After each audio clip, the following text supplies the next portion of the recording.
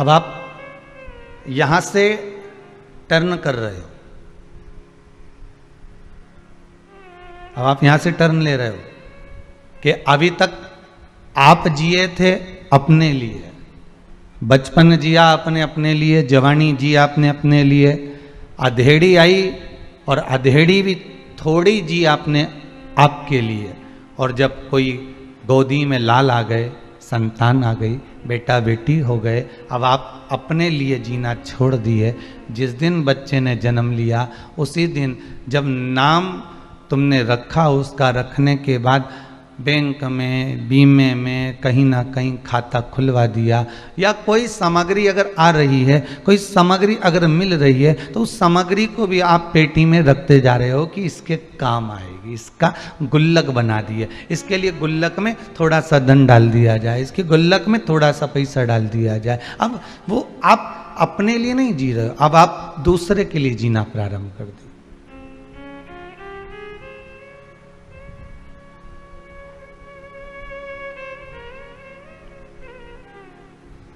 बस धीरे धीरे करते करते अधेड़ी भी निकल गई, आ गया बुढ़ापा। और अगर बुढ़ापे में सीखना है तो सबसे सुंदर सीख लीजिए गिद्धराज जटायु से। बुढ़ापे की सबसे बड़ी सीख देंगे श्री गिद्धराज जी जटायु।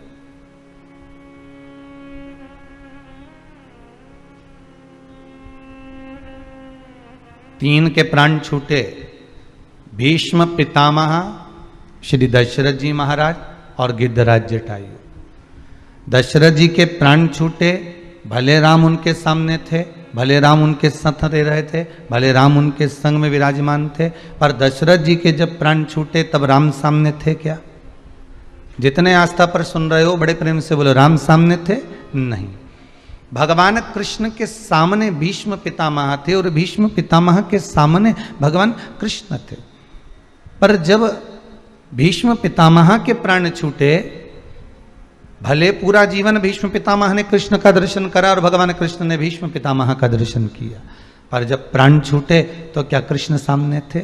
नहीं।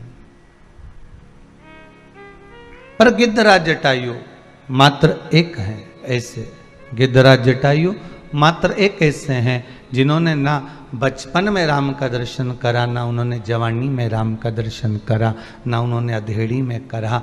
बस कब करा? जब प्राण छूट रहे थे, अंतिम क्षण था और राम की गोद मिली हुई थी, तब उन गिद्धराज जटायु ने अपने प्राणों को त्यागा। शास्त्र कहता है बचपन गया जाने दो, जवानी गई जाने दो, अधेड़ी गई जाने दो, बुढ़ापा गया तो ये संवर नहीं पाएगा जीवन। बचपन जवानी अधेड़ी तक तो ठीक है, पर बुढ़ापा मत बिगड़ने देना। गिद्धराज जटायु ने अपनी जैसा था निकल गया, जीवन भर मांस खाया अपनी जगह पर था, पर बुढ़ापा अंतिम बिंदु, अंतिम क्षण, अंतिम पल उन्हें सुधार ली।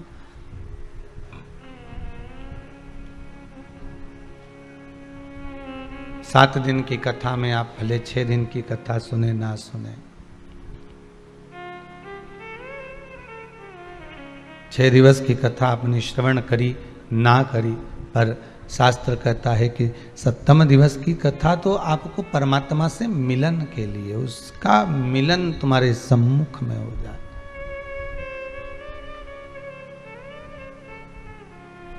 एक मोबाइल बेकार हो जाता है तो उसका फंक्शन दबा दबा कर देखते हो, घबरा जाते हो, क्या हो गया इसमें, बार बार बंद हो रहा है, बार बार चालू हो रहा है, चल ही नहीं रहा ये तो। मैं देखो कितनी देर से इसको सही कर रही हूँ, कितना प्रयास करा, कितना प्रयास करा, आखिरी में जब नहीं सुधरा तब उसको घर वालों को भी दिखाया, तब नहीं सुधरा तब उसको दुकान पर ले गए। दुकान वाले ने कहा इसको कंपनी में भेजना पड़ेगा, कंपनी से सुधर कर आएगा, 5 दिन 7 दिन लगेंगे, कंपनी से सुधर कर आएगा तो 7 दिन तो लगेगा। बस यही मोबाइल का ही जीवन हमारा है, ये कभी कभी बंद हो जाता है, बिगड़ जाता है, सुधरता ही नहीं है। इसको बहुत प्रयास कर रहा, बहुत प्रयास करा, सीए के लिए एग्जाम बार बार दिए, नौकरी के लिए अप्लाई बार बार करा, धंधे व्यापार बार बार करे, बार बार अपन उसको सही करने का प्रयास कर रहे हैं पर सुधर ही नहीं रहा,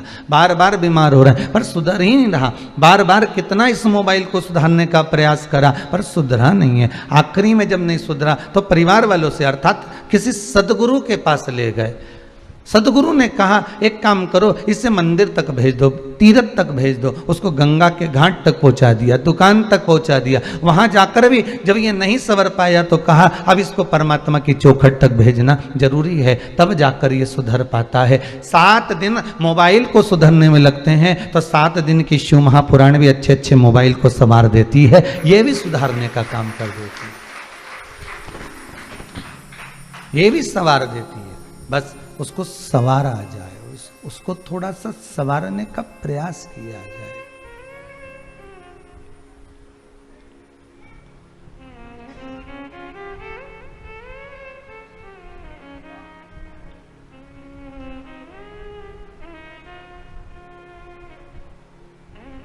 उसको संवारने का प्रयास करिएगा। पीछे आवाज नहीं जा रही है। उसको संवारने का प्रयास करिए और जितना आप उसको संवारने का प्रयास करोगे उतना परमात्मा आपके करीब में आता चले जाए, परमात्मा आपके नजदीक आता चले जाएगा।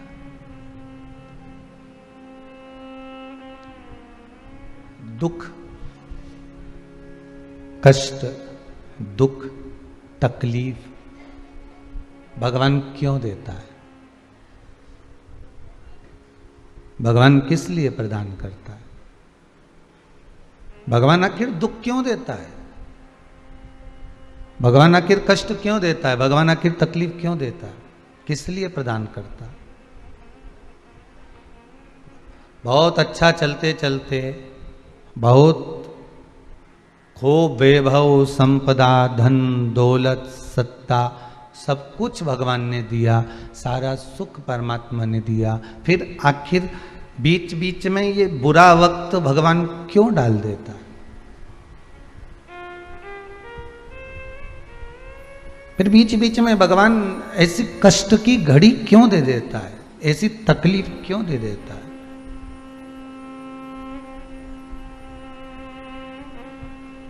कारण क्या?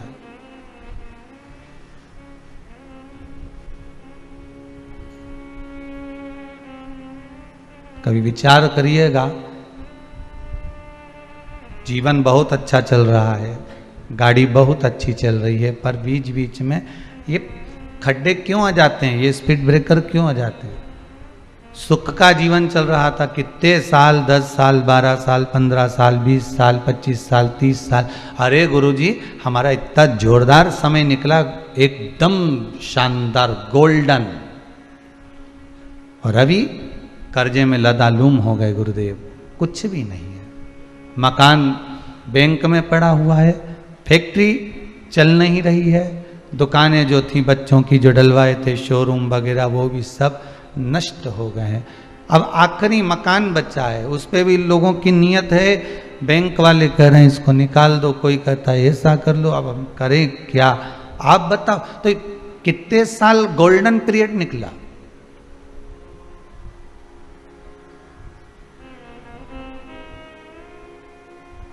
दस साल, 15 साल, 20 साल, 25 साल, 30 साल, कितने साल निकला? और बीच में ये बुरा वक्त, बीच में ये समय। हमारे यजमान सिंगल परिवार कथा करा रहे हैं पटना बिहार से, तो कह रहे थे उनके यहाँ से कि गुरुदेव, जब से भोलेनाथ जी से जुड़े हैं, शिव महापुराण में हम कभी सीहोर नहीं आए, हम कभी कुबेरेश्वर धाम नहीं आए, केवल टीवी पर कथा सुनते थे और बाबा से रोज निवेदन करते थे। बाबा ने ऐसी सुनी कि आज भी हम सीहोर में नहीं हैं, पर कथा हम भले पटना से करा रहे हैं ऑनलाइन, पर हमको लगता है कि हम कुबेरेश्वर धाम में ही बैठकर कथा सुन रहे हैं। उसने जो हाथ पकड़ा, भले टीवी के माध्यम से पकड़ा, हम ना तो वहां गए ना हम आए, कुछ उपाय हमने जीवन में करे और वो उससे हमें सफलता मिली। और उन्हीं के प्रतिनिधि भाटी जी यहाँ पे बैठे हैं। तो कल श्रीमती आशा जी भाटी कह रही थी, गुरुदेव पहले और आप में बाबा ने ऐसा हाथ पकड़ रखा है कि बाबा बस कैसे करा रहा है और कैसे आनंद का सुख दे रहा है हमें मालूम ही नहीं पड़ता। पहले का समय जो निकला और आज का जो समय है उसमें ये चमक ये दमक फुल्ल वन में महक सब कुछ सरकार तुम ही से तो है। ये किसी बच्चे ने लिखा है, पहला पर्चा ही है उसका। श्री शिवाय नमस्तुभ्यम। बीना देवी हैं कोई बेटी हैं, बीना देवी, बीना देवी हैं कोई। बाबा की मेहर हुई है और आप ही ने लिखा है 2.5 महीना भी नहीं हुआ इस बाबा के दरबार से जुड़े हुए। शंकर की ऐसी कृपा हुई है कि 2.5 महीने में मेरे बेटे का जॉब लग गया है। उसका धन्यवाद करने आई। बैठ जाओ। और भी बहुत सारे ढेर सारे लोगों ने अपना अपना भाव इन पत्रों में लिखा हुआ है।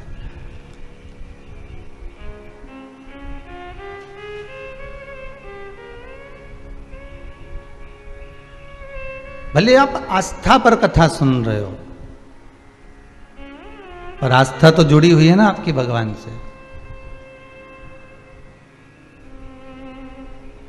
आप भले अपनी चित्तवृत्ति को परमात्मा तक लेकर बैठे हो, पर बैठे तो हो ना। बुरा वक्त भगवान क्यों देता है? उसको क्या पड़ी जो तुम्हारे लिए बुरा सोचेगा? पर बुरा वक्त देने का उसका सुखपूर्ण जीवन में बुरा वक्त, बुरा समय, थोड़ा सा दुख की घड़ी भगवान इसलिए देता है कि अपनों में छुपे हुए गैरों को और गैरों में छुपे हुए अपनों का परिचय भगवान करा देता है। भगवान कराता है। बुरा वक्त देकर भगवान ये दिखाता है कि अपनों में कितने गैर छुपे हुए हैं, अपनों में कितने दुश्मन छुपे हुए हैं, अपनों में कितने बेरी छुपे हुए हैं।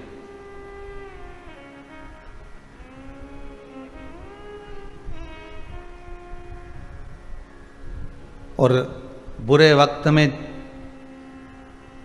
गैरों में कितने अपने छुपे हैं। जब दुख की घड़ी आती है, कोई पराया भी अगर आपको सपोर्ट कर देता है, कोई आपको पराया भी आकर सहयोग दे देता है ना, तो आपको उसमें लगता है कि बताओ, इससे तो मैंने सोचा नहीं था और इसने मेरा साथ दे दिया। गैरों में छुपे अपने नजर आते हैं और अपने में छुपे हुए गैर नजर आते हैं। ये बुरा वक्त हमको दिखा देता है।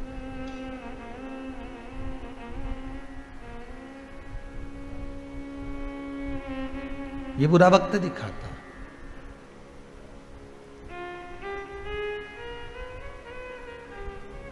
आज के व्यक्ति को लगता जरूर है कि पिताजी के पास बहुत है, पिताजी के पास धन बहुत है, दौलत बहुत है, वो हमको देते नहीं है। हम अभी व्यापार करें, हम अभी आनंद करें, वो देते नहीं। पर नहीं, पिता जानता है कि अभी समय नहीं है। गेहूं की फसल हो, चाहे सोयाबीन की फसल हो, चाहे मक्का की फसल हो, चाहे ज्वार की फसल हो, चाहे बाजरा की फसल हो, चाहे सब्जी हो, चाहे लौकी हो, चाहे कद्दू हो, चाहे आलू हो, कुछ भी, टमाटर हो, ये जो जब तक पौधे से, डाली से नहीं तोड़े जाते, जब तक कि ये पक नहीं जाते। ये पक जाएंगे तो फसल को काट लिया जाएगा। माता पिता भी अपनी औलाद को, अपने बच्चे को यही देखते हैं कि ये पका कितना है, संसार के थपेड़े कितने पड़े हैं।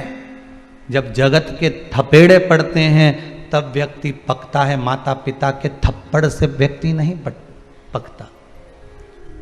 माता पिता ने अगर उठकर गाली दे दी, अपशब्द कर दिया, एक रख कर दे दिया, इससे बच्चा नहीं पकेगा।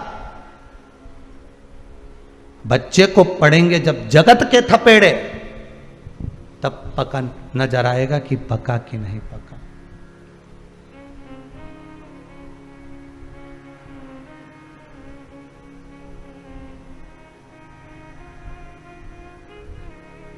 अपनों में छुपे हुए गेरों को भगवान सामने लाकर छोड़ देता है। कब? दुख की घड़ी में। जब आपके समय में सुख होगा ना तो कजन कितने अपने हो जाएंगे। जब आपके पास सुख होगा ना, कजन कितने। एक लड़का जिसका जॉब नहीं लगा और एक लड़का उसी का जब जॉब लग गया, दोनों समय को लिख कर रख लेना बेटा, दोनों समय लिख कर रखना रे बाबू। वो एक जब जॉब लगे तब और एक जॉब ना लगा हो तब। जब जॉब नहीं लगा होगा, काम धंधा नहीं होगा, व्यापार नहीं होगा, व्यवसाय नहीं होगा, कहीं बिजनेस नहीं होगा या कोई काम आप नहीं कर रहे होगे तो दोस्त भी कमेंट्स करेंगे साहब, परिवार वाले भी आपके ऊपर कभी कभी ताना दे देंगे, हो दिन भर बैठा रहता है, जाता क्यों नहीं है, करता क्यों नहीं है। दूसरे भी आपको अपशब्द कह देंगे।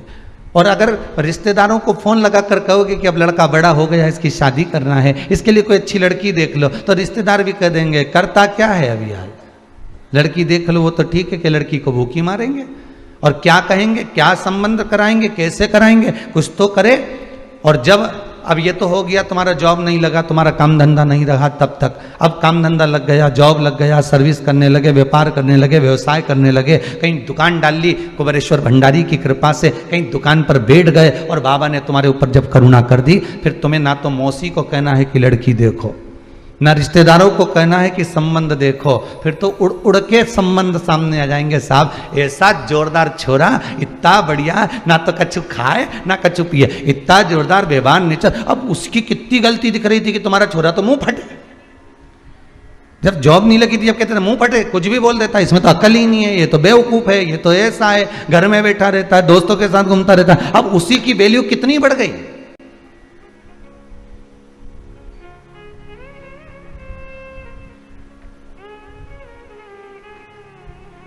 हम तो इस कुबेरेश्वर धाम से बाबा से विनती करेंगे, इस आस्था चैनल के माध्यम से जितने लोग कथा सुन रहे हैं, फेसबुक यूट्यूब पर कथा सुन रहे हैं, जिस भाव से आप कथा सुन रहे हो, मेरा कुबेर भंडारी आपके चेहरे पर वो स्माइल दे, वो प्रसन्नता दे कि आपके रिश्तेदार आपके लिए कुछ भी कहें पर जनमानस एक बात तो कहे कि लड़का है तो यही है, छोरी है तो यही है, व्यवहार है तो यही है। और उसके लिए उसका सम्मान, उसका मान, उसकी प्रतिष्ठा। मेरा युवान बहन भाइयों से निवेदन है कि आप शंकर की आराधना तो कर कर देखो।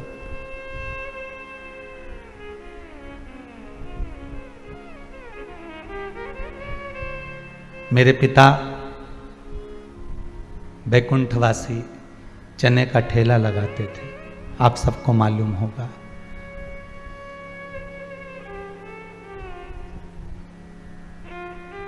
पढ़ाई भी करी तो दूसरों की किताब से दिन में वो पढ़ते थे तो रात को हम पढ़ते थे। कपड़े भी पहने तो मित्रों के पहनकर एग्जाम दिए आते थे। फीस जमा करने का समय आता था तो दिन टाल दिया करते थे।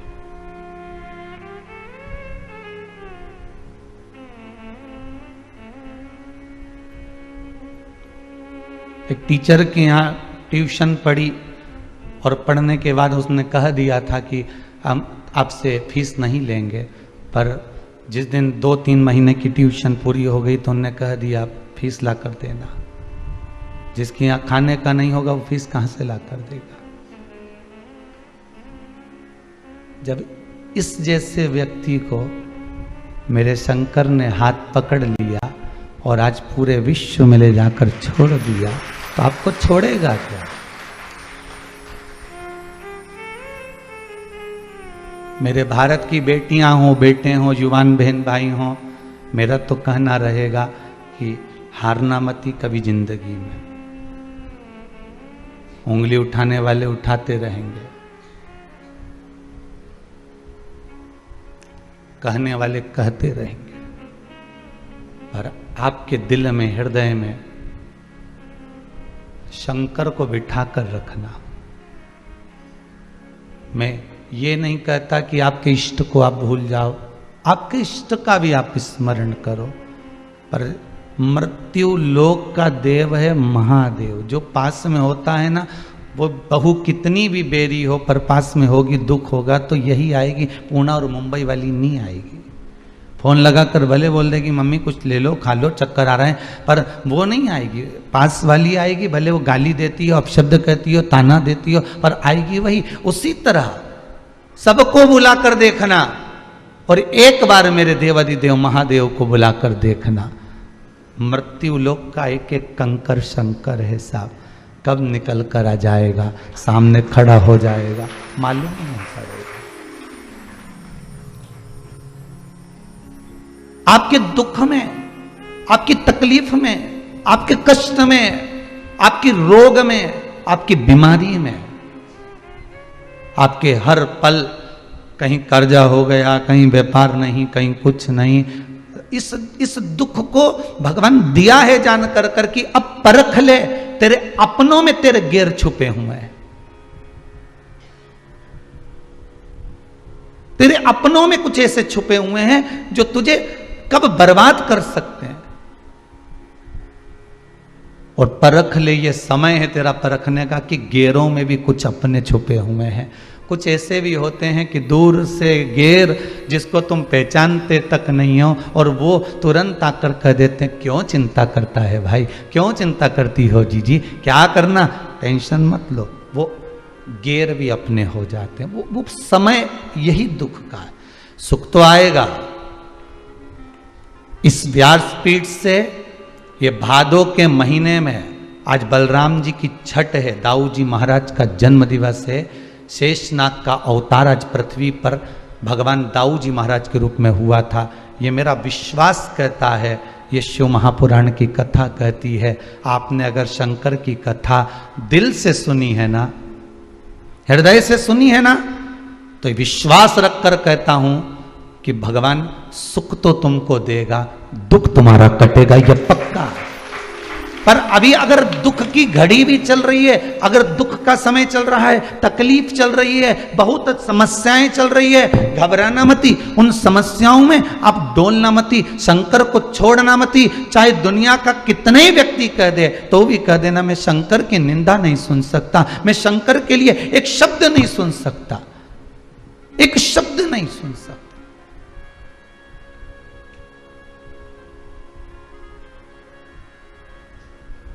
और मुझे विश्वास है कि मेरा देव अधिदेव महादेव, वो कुबेरेश्वर महादेव, मेरा महाकाल, मेरा विश्वनाथ, मेरा ओमकार, उसने अगर मेरी पुकार सुनी है और मैंने दिल से अगर कथा सुनी है, तो झोली अगर लेकर मैं आया हूं उसके दरबार में, तो खाली कैसे जा सकता हूं?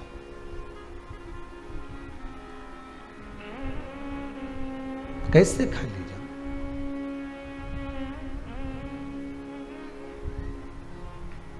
बस लगन तुमसे लगा बैठे जो होगा देखा जाएगा, तुम्हें अपना बना बैठे जो होगा देखा जाएगा। शरीर से प्रेम मत करो, ये बहुत सुंदर दिखता है, ये बहुत अच्छा है, इस शरीर का प्रेम नहीं होना। भगवान राम की मूर्ति कितनी सुंदर है, कृष्ण भगवान की मूर्ति कितनी सुंदर है, शंकर भगवान की मूर्ति कितनी सुंदर है, जगदम्बा की मूर्ति कितनी सुंदर है। ये केवल एक मूर्त से प्रेम नहीं, ये केवल एक स्वरूप से प्रेम नहीं, उस मूर्त के अंदर जो परमात्मा छुपा हुआ है, उस मूर्त के अंदर जो शिव तत्व छुपा हुआ है, हमें उसको पहचानना।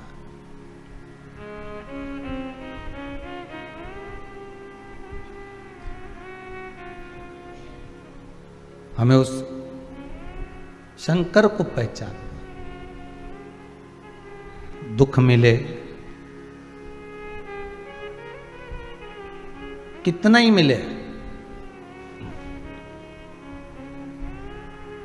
हारना नहीं है। अभी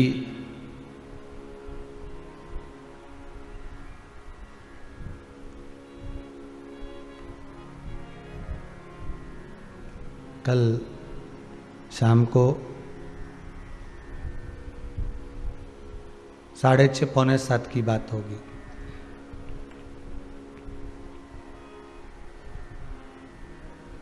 एक माता जी ने फोन कर कर कहा कि गुरुदेव को धन्यवाद दीजिएगा,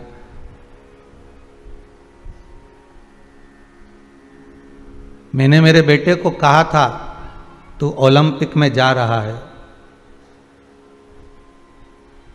मैंने सुना है कथा में कि तू एकांत का जो शिव मंदिर हो एकदम अकेला, जहां शंकर कहीं एकांत में हो, उस शंकर की तू आराधना कर ले एक बार। और वो बच्चा, वो बेटा शिव की आराधना में कुछ दिन लगा, मेहनत भी करा और शंकर की आराधना।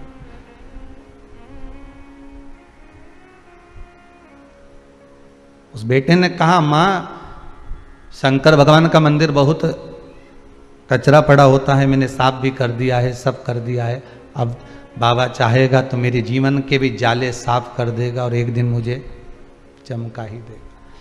वो बच्चा जब ओलंपिक में निकल गया तो शंकर के मंदिर का, उसकी माँ का कहना था, हम तो जानते नहीं, नाम भी स्मरण नहीं, पर शिव को उसने पूरे मंदिर में शंकर को जल से अभिषेक का आनंद लिया। शिव तत्व को जान गया वो कि शंकर तत्व क्या है, शिव नाम क्या है, शंकर का अनुमोदन क्या है। एग्जाम देने से पहले, परीक्षा देने से पहले, कंपटीशन एग्जाम में बैठने से पहले, किसी भी तैयारी को करने से पहले आपको एक तैयारी करना है कि शंकर मेरे साथ है।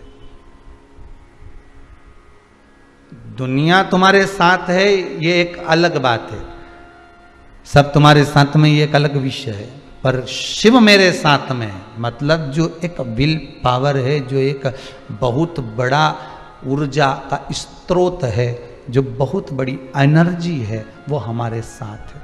और शंकर कहाँ है?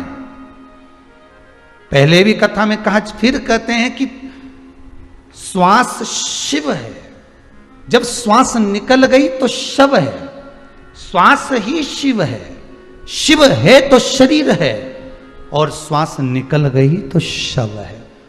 शरीर शिव से है, ये शरीर शिव से है।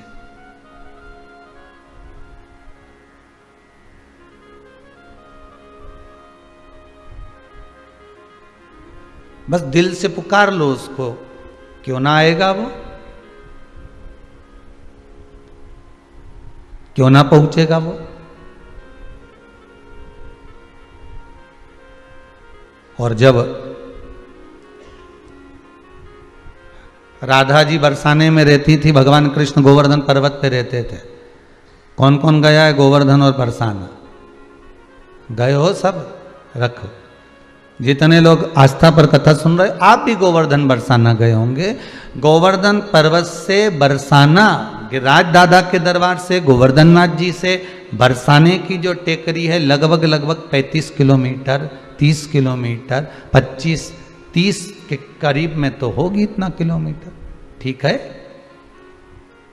अब जरा विचार करिएगा, राधा जी टेकरी पर बैठकर याद करती थी बरसाने के उस शिखर से कि मुझे कृष्ण की याद आ रही है, और भगवान कृष्ण दौड़ कर आ जाते थे, राधा के सामने पहुंच जाते थे।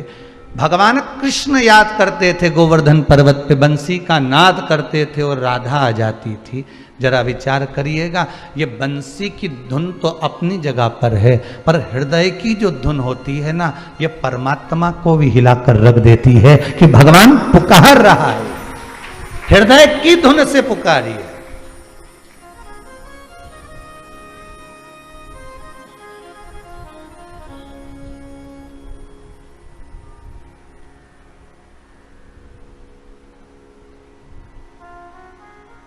हृदय की धुन से पुकारिए।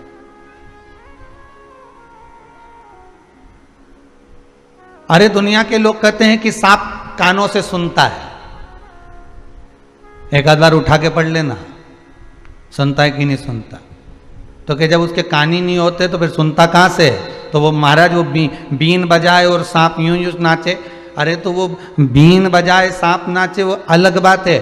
जब बीन बजती है और उसका जो कंपन होता है, वो कंपन सर्प पृथ्वी पर रेंगता है, कंपन से पृथ्वी का गर्जना होती है, थोड़ा सा कंपन उस रज में उस स्थान पर होता है, जिससे सांप को यह महसूस होता है कि कोई पीछे से आ रहा है, कोई सामने खड़ा हुआ है, ये सर्प को कंपन होता।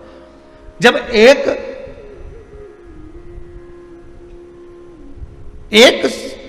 केवल बीन बजा देने से सांप में कंपन हो जाता है, तो तुम्हारे मंत्र उच्चारण से, तुम्हारे नाम उच्चारण से तुम भगवान को पुकारोगे, नाम लोगे, स्मरण करोगे, जल चढ़ाओगे, बेलपत्र चढ़ाओगे, धतूरा चढ़ाओगे, शंकर को काली तिल, काली मिर्च आदि आदि वस्तुएं आप समर्पित करोगे, तो क्या उसके भीतर कंपन उत्पन्न नहीं होगा?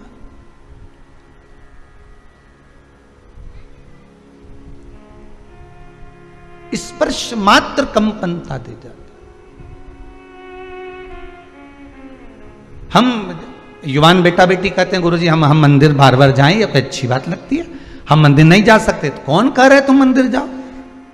हमने तो पहले भी कथा में, इस कथा में व्रत शिव महापुराण में कहा था कि भगवान को जितना मंदिर प्रिय नहीं है, भगवान को उतना अपने भक्तों का दिल प्रिय है, क्योंकि वो मंदिर में दुनिया की चलती है और आपके दिल में मेरे भोलेनाथ की चलती है। भगवान को आपका हृदय प्रिय है, भगवान को आपका दिल प्रिय है, भगवान को आपकी चित्तवृत्ति प्रिय है। क्यों? क्योंकि मंदिर में ट्रस्टियों की चलेगी, मंदिर में समिति वालों की चलेगी, मंदिर में दुनिया वालों की चलेगी, मंदिर में आए हुए मेहमानों की चलेगी, मंदिर में भक्तों की चलेगी, पर आपके दिल में जो भोलेनाथ बैठा है, आपके दिल में, आपके हृदय में जो शंभू बैठा हुआ है, आपकी चित्तवृत्ति में जो परमात्मा बैठा हुआ है, उसमें किसी की नहीं चलती, उसमें तो मेरे देव अधिदेव महादेव की चलती है। बस वही चलाता है और उसी की चलती है।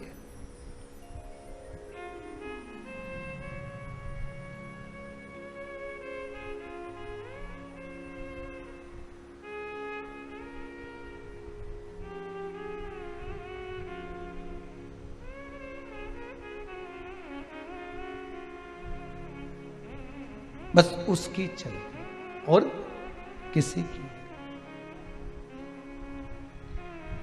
मेरे भोले तेरी नौकरी सबसे बढ़िया है, सबसे खरी, तेरे दरवाजे की चाकरी सबसे बढ़िया है, सबसे खरी। उससे बढ़िया कौन की हो सकती?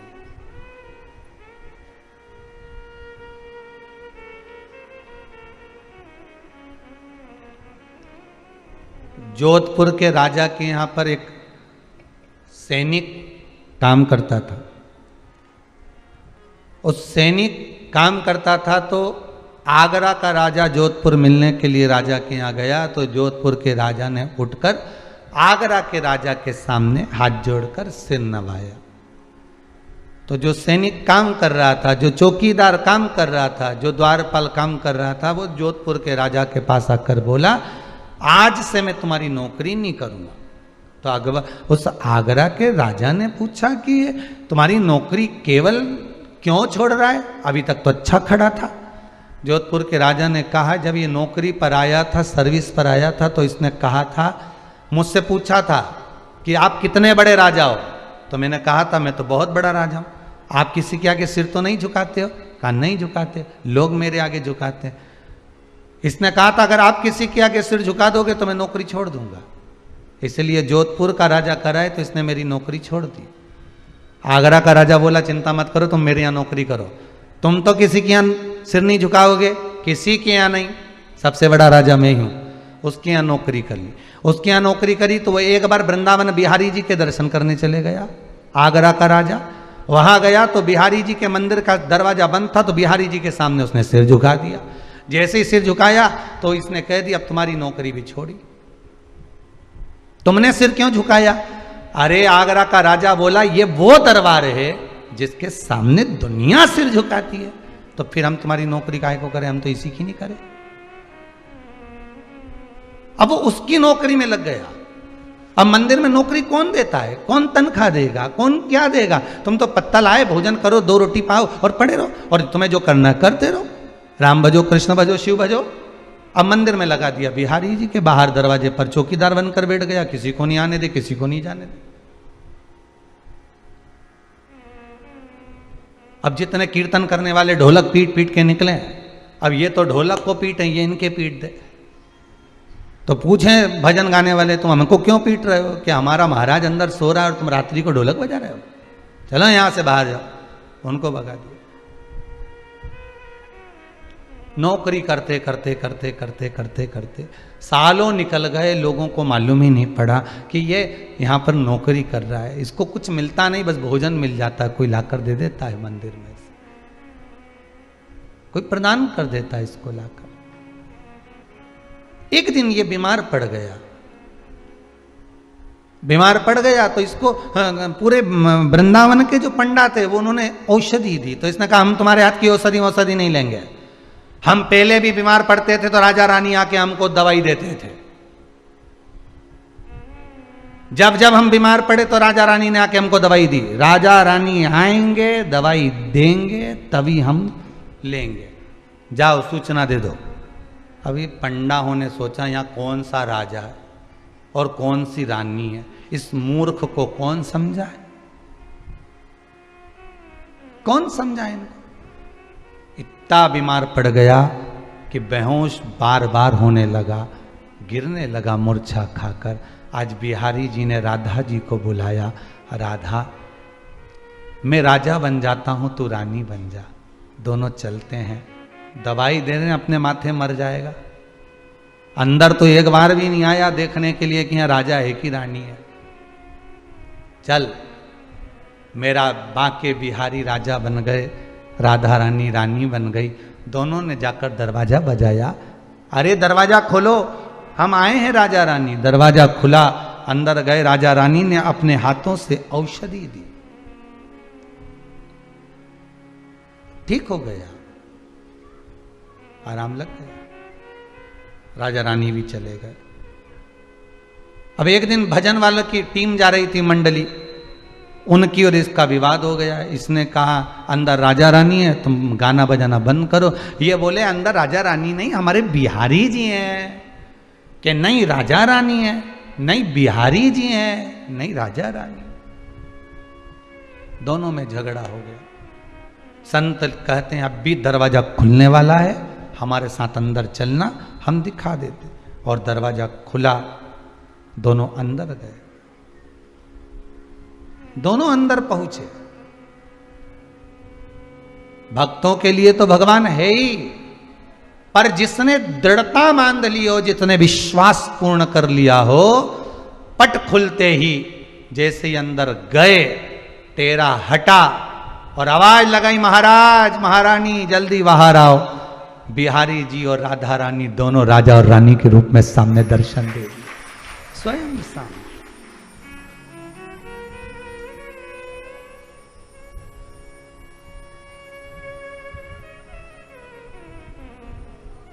विश्वास पूर्ण होगा तो क्यों ना भगवान मिलेगा, भले कुछ ना मिले, पर मेरे बोले तेरी नौकरी सबसे बढ़िया है, सबसे खरी, तेरे दरवाजे की चाकरी सबसे बढ़िया है, सबसे खरी। मेरी किस्मत का जब गुल खिला, तब जा कर के ये दर मिला। मेरी किस्मत का जब गुल खिला,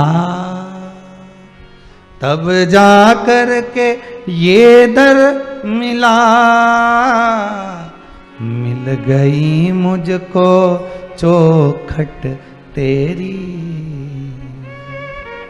मिल गई मुझको चौखट तेरी, सबसे बढ़िया है सबसे खरी। भोले बाबा तेरी नौकरी, सबसे बढ़िया है सबसे। उसके दरवाजे पर जाकर थोड़ी सी चाकरी कर लेना। अगर दुख आ गया, कष्ट आ गया और उस दुख और कष्ट में अपनों में छुपे गैर नजर आ गए और गैरों में छुपे जब अपने नजर आ गए, अब कुछ मत करना, अब उसकी शरणागति ले लेना। अब उसकी शरणागति ले।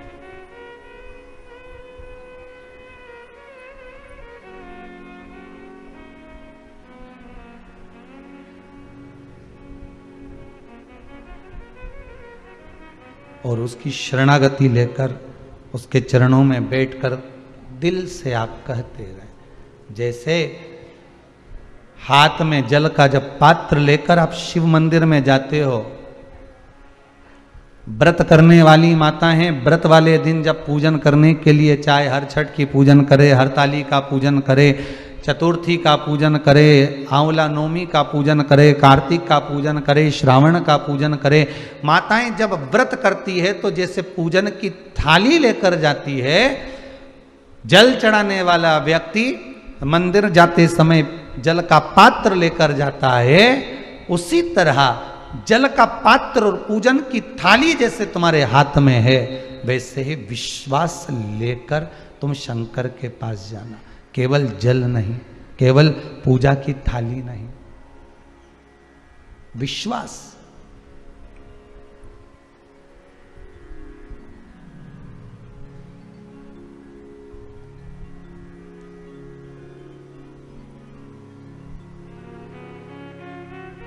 पकड़ लो हाथ त्रिपुरारी, नहीं तो डूब जाएंगे।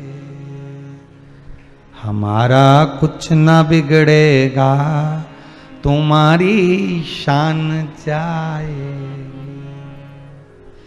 बंदी है पाप की गठरी, इतना पाप मस्तक पर चढ़ा हुआ है, ये गठरी बड़ी भारी है।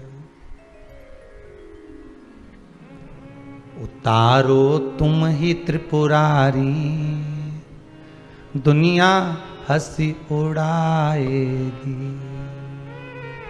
पकड़ लो हाथ त्रिपुरारी, नहीं तो डूब। दुनिया के लोग हमसे नहीं कहने वाले हो। आपको पहले भी कहा, फिर कह देते हैं, कोई उपाय करना तो आप करना। शंकर जी की पूजन बताई तो आपके लिए बताई, कोई अनुष्ठान बताया तो आपके लिए बताया। और ये सीहोर वाले महाराज पर विश्वास मत करना, क्योंकि हमारे यहाँ ना तो बेल मिले, ना बभूति मिले, ना नारियल मिले, ना कुछ प्रसाद मिले। यहाँ तो केवल विश्वास मिलता है कि शंकर की कथा में जाओगे तो विश्वास पैदा हो जाएगा, और वो विश्वास शिव से मिला दे। आप हम पर विश्वास मत करना, आप हम पर विश्वास मत करो, मनुष्य पर कभी विश्वास मत करो।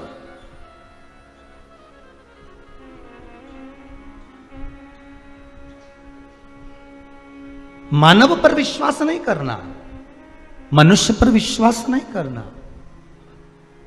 मनुष्य, मानव आपका विश्वास कभी भी तोड़ सकता है। अगर विश्वास करना तो मेरे देव अधिदेव महादेव पर, इस शिव पुराण पर करना, ये कभी नहीं टूटेगा। हम तो इस व्यास गादी से नीचे उतर जाएंगे। प्रदीप मिश्रा है,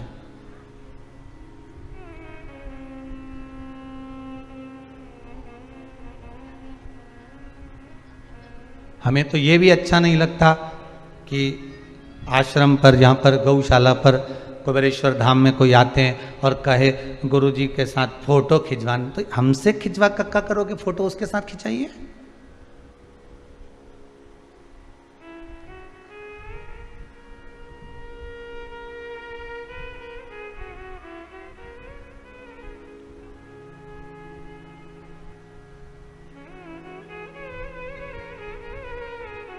संसार के साथ नहीं, संसार को संभालने वाले के साथ में रहिए। थोड़ी जान पहचान अच्छी कर लो। विधायक जी से मिलना हो, सांसद जी से मिलना हो, मंत्री जी से मिलना हो तो ध्यान देना महाराज, उनका जो पीए होता है उससे थोड़ी पहचान करना पड़ती है। पर पीए से पहचान करो मना नहीं है। किसी के साथ कोई रहे उससे पहचान करो मना नहीं, पर अपना नंबर मत दे देना मोबाइल का। ना अपना नंबर दो ना व्हाट्सएप नंबर दो। उसी तरह मंत्री से विधायक हो, सांसद हो, अध्यक्ष हो, उपाध्यक्ष हो,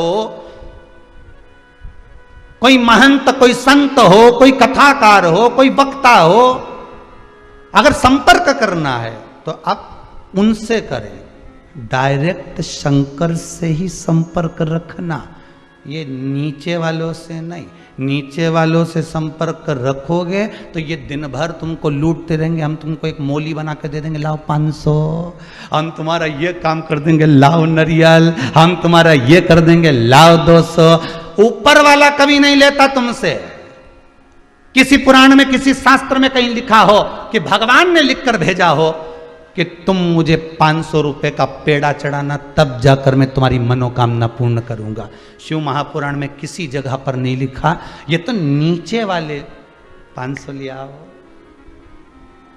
ये तुमने जो नंबर बांटा है ना, ये तुमने जो नंबर दिया है ना पीए को, ये जो नीचे वाले को जो नंबर दे देते हो ना असिस्टेंट को, ये नंबर देना गलत है। ये व्हाट्सएप नंबर देना गलत, ये नंबर देना गलत, इनको फेसबुक, इनको यूट्यूब पर जोड़ना गलत। डायरेक्ट जुड़िए।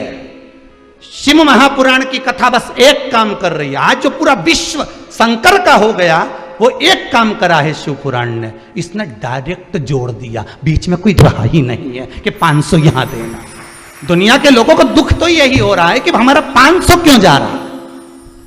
ये डायरेक्ट जोड़ रही है, डायरेक्ट। बीच में कोई नहीं है, कोई नहीं। क्योंकि अंतिम क्षण जब व्यक्ति का होता है, अंतिम क्षण में कोई बीच में होता है नहीं। तुम्हारा काका जी आके बोल दे यमराज से इसके मत ले जाओ छोरा के, मुझे उठा ले जा, बीच वाला बोल दे। जब शादी संबंध हो, ईमानदारी की बात बोलना, आपने भी बहुत शादी संबंध कराए होंगे। शादी संबंध होता है तो उसमें बीच वाला होता है, बोलो होता है कि नहीं होता? मामा, काका, फूफा, नाना, नानी, जो भी होगा, बीच में कोई होगा जिसने लड़का बताया होगा, जिसने लड़की बताई होगी। शादी संबंध अच्छा निभ जाए तो कोई बात नहीं, ने बीच वाले ने अच्छा करा। और जरा सा शादी संबंध गड़बड़ हो गया तो सबसे पहले पल्ला झाड़ता है तो बीच वाला ही झाड़ता है।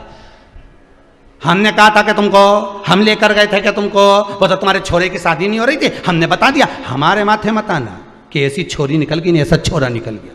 हमारे मत, सबसे पहले पल्ला झाड़ेगा तो बीच वाला झाड़ेगा। उसी तरह जिसको तुमने नंबर दिया, जिसको तुमने व्हाट्सएप नंबर दिया, जिसको तुमने मोबाइल नंबर दिया और पीए को देकर रहेगा, बस वही पल्ला पहले झाड़ेगा। हमने थोड़ी ना किया था, हमने तो बस डोरा बना के दे दिया था। अब हमें क्या मालूम, तो उन्हें तो डोरा दिया, उन्हें तो नरियल दिया। ऐसा कजन कितना नरियल तो तुम्हारे घर में चारों तरफ टंग गया, चारों तरफ। जब दरवाजे से अंदर प्रवेश करो तो इतनी सारी पूड़ियाँ ही मिलती रहे, कहीं इधर लोन की, कहीं इधर से, कहीं इधर की। जब दिवाली पे लिपाई पुताई हो तो ढेर सारा तो माल इकट्ठा। ने फोन लगा के पूछे, सीवर वाला महाराज से पूछो, ये हमारे, हम वहाँ गए थे तो वहाँ से मिल लिया था, हम वहाँ से गए थे वहाँ से मिल लिया था, इतना सारा इकट्ठा कर लिया। इनका विसर्जन कब करें?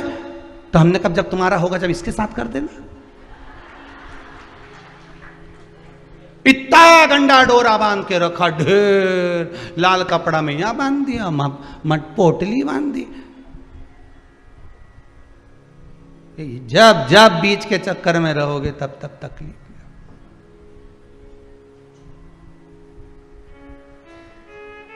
जितना तो भगवान का नखरा नहीं, उतना बीच वालों का नखरा रे। मना कर दिया नहीं, एक बार निकलो इधर से।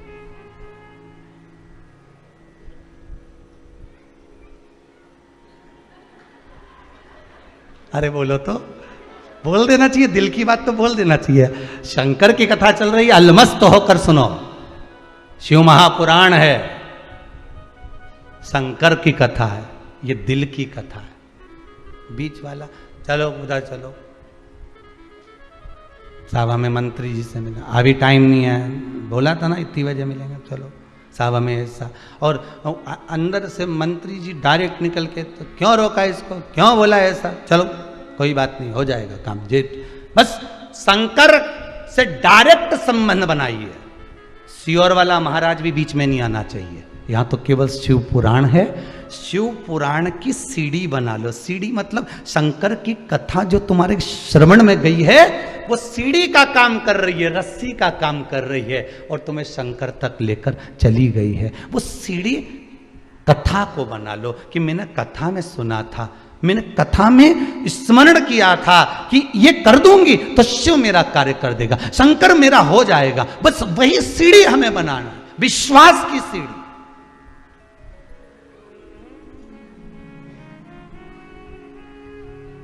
विश्वास की सीढ़ी बनाइए, शिव मिलेगा।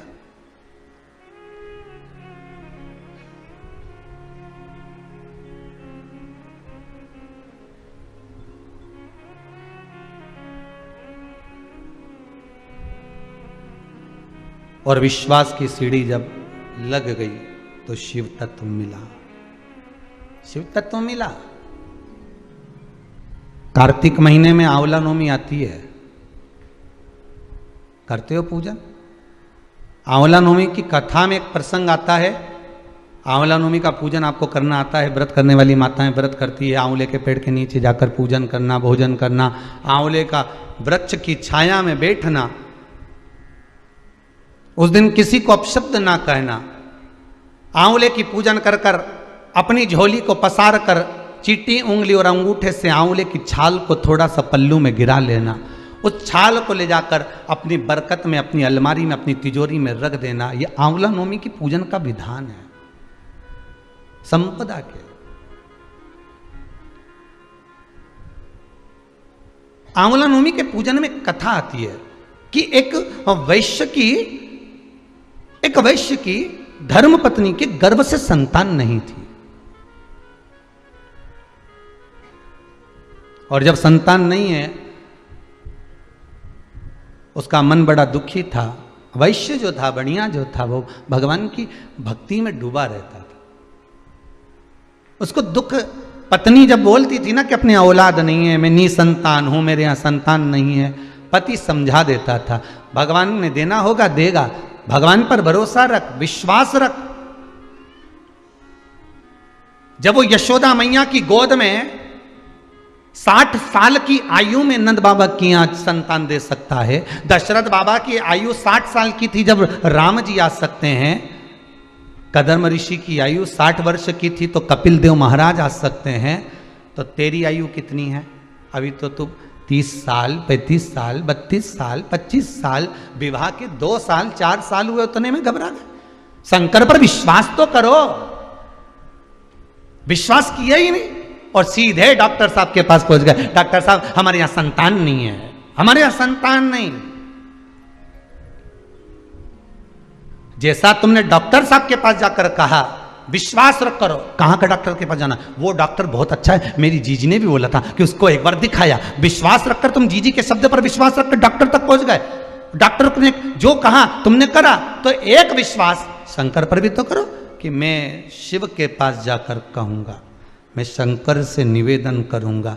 मैंने शिव महापुराण में सुना है कि जब नारी का गर्भ नहीं ठहरता तो सफेद आंकड़े की जड़, जो आंकड़े का फूल शिव जी को चढ़ता है सफेद, उसी आंकड़े की जड़, सफेद आंकड़े की जड़, आंख की जड़ को शंकर के शिवलिंग पर से 21 बार तुम्बरूका जी का नाम लेकर घुमाकर मंदिर में ही स्त्री रजस्वला धर्म के 7वें दिन मंदिर में ही कमर पर बांध ले और एक पीपल का पत्ता शिव जी को चढ़ाकर प्रतिदिन गाय के दूध में उकाल कर पति पत्नी रोज उस दूध का पान कर कर पी कर सोएं, क्यों ना संतान देगा।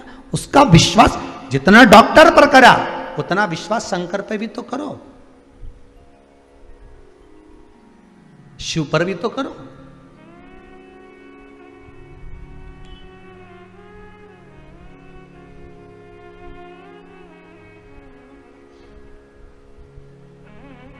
और ना जाने कितनों को दे दिया साहब उसने, कितनों को दिया है।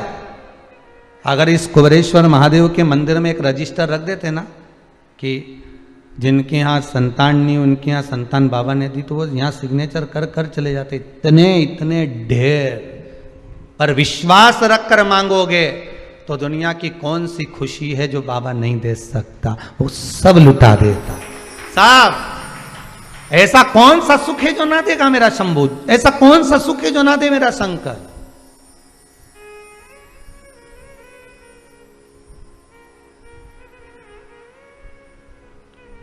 सब दिया, बस बाबा कहते हैं मुझे हृदय देना, दिल देना, और वो देकर तू मुझे जो मांगेगा मैं तुझे दे दूंगा, जो मांगेगा। बस तूने जो मांगा मैंने दिया महाराज, मैंने तुझे प्रदान किया। वो कहते ना एक और मुसीबत ले बैठे, हे डमरूधर छलिया भोले, हम भी तुमको दिल दे बैठे हैं। डमरूधर छलिया भोले, हम भी तुमको दिल दे बैठे। गम पहले से ही कम तो न थे, इतनी मुसीबत तो पहले से पड़ी हुई थी, पहले से तो इतना दुख था, पहले से तो इतनी तकलीफ थी, ऊपर से और ये शिव महापुराण की कथा 2 बजे से 5 बजे तक नीच सुनो तो बेचैनी हो, दिल नहीं माने, मन नहीं माने। गम पहले से ही कम तो न थे, और एक मुसीबत ले बैठे। डमरूधर छलिया भोले, हम भी तुमको ओ दिल तुझको दिया, ओ भगवान को हृदय दे दो, मन दे दो। जिस पानी का पात्र लेकर जाते हो, पूजा की थाली लेकर जाते हो, ऐसे विश्वास लेकर भगवान के पास जाओ। और बनिया वैश्य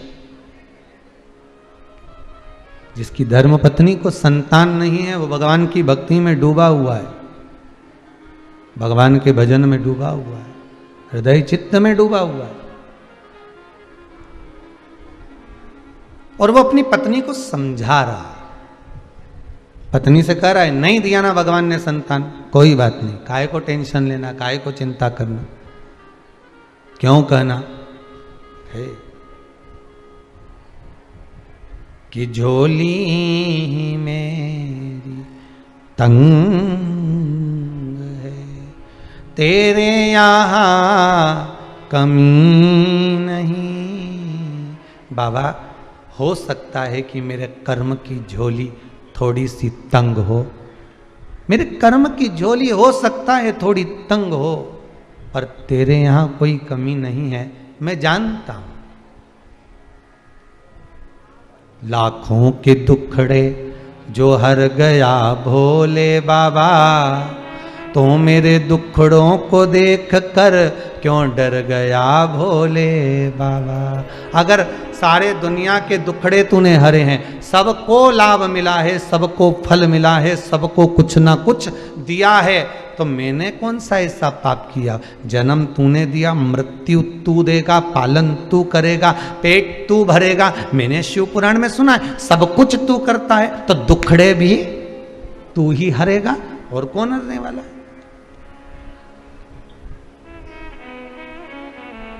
वैश्य ने अपनी पत्नी से कहा तुम चिंता मत करो, छोड़ दो उसका, अब पत्नी गई किसी जगह पर, वही बीच वाले, पत्नी गई किसी के यहाँ और जाकर पूछी है कि साहब संतान नहीं हो रही है, उसके लिए क्या करना चाहिए? तो कहीं के ने कह दिया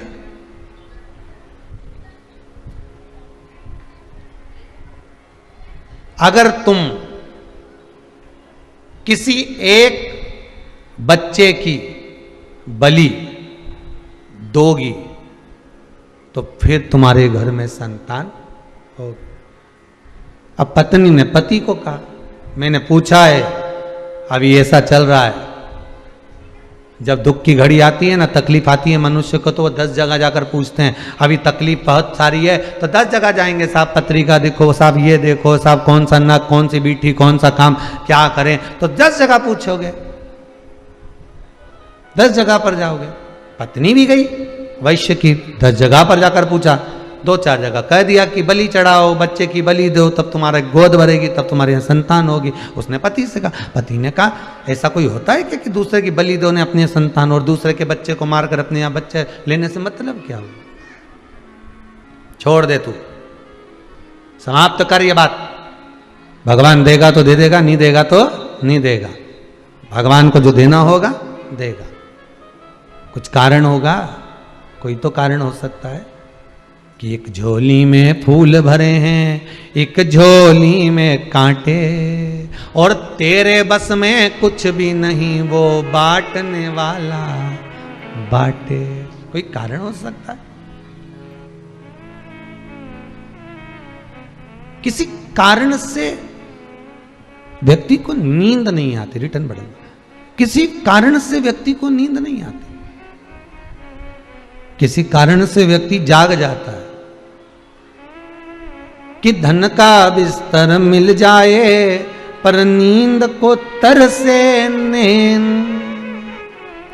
अरे धन का बिस्तर मिल जाए पर नींद को तरसे नींद, और कांटों पर भी सोकर आए, अरे कांटों पर भी सोकर आए, किसी के मन को चैन, अरे कोई कारण होगा, अरे कोई कारण होगा।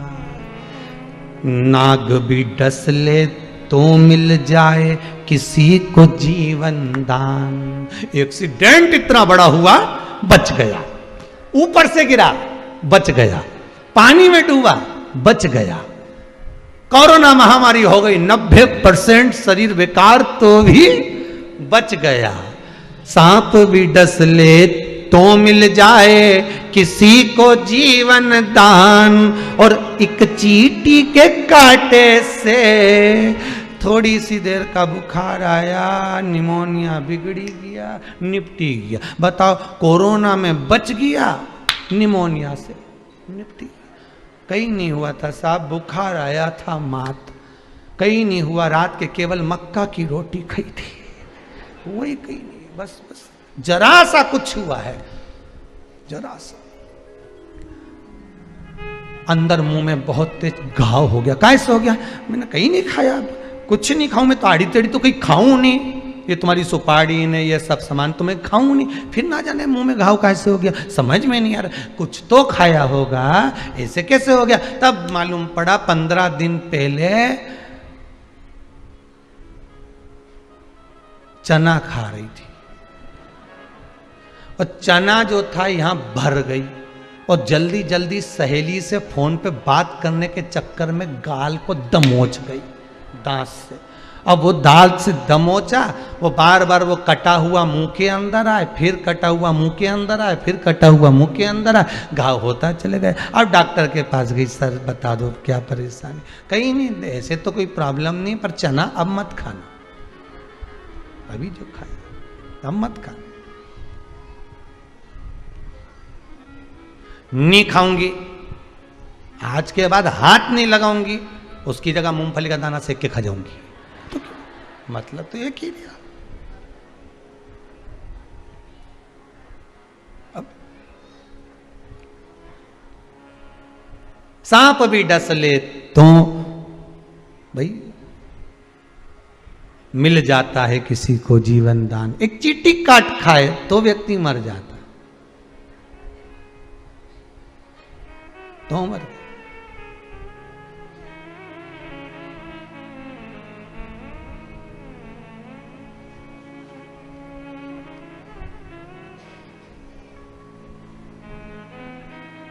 एक इंदौर की घटना है, हो गए होंगे 20 साल पहले, 15-20 साल पहले की, और ज़्यादा समय ना हुआ होगा, 15 साल 10-15 साल से ज़्यादा नहीं हुए होंगे, 10-15 साल से। एक वहाँ पर इंदौर में एक बड़ा मॉल बना था सबसे पहला, बहुत पलासिया से वो वहाँ जाते हैं राजवाड़ा के लिए, तो वहाँ रोड पे एक बड़ा इधर साइड में बना था, उसको क्या कहते हैं, ट्रेजर आइलैंड वगैरह क्या बोलते हैं इंदौर में, जो भी बोलता, एक बड़ा मॉल बना था, अभी भी होगा वहाँ है। तो उसके सामने की घटना बहुत ध्यान दीजिएगा जरा हो। पति कहे मैं मॉल में से सामान लेकर आया, पत्नी का शरीर थोड़ा भारी था तो वो गाड़ी में बैठी रही, एसी चालू, कांच लगा हुआ। अब तो इंदौर में ये गाय बैल कुछ मिलते नहीं है, उस समय पर वो कांच के अंदर बैठी अपना बढ़िया मोबाइल चला रही, पति सामान लेने गया।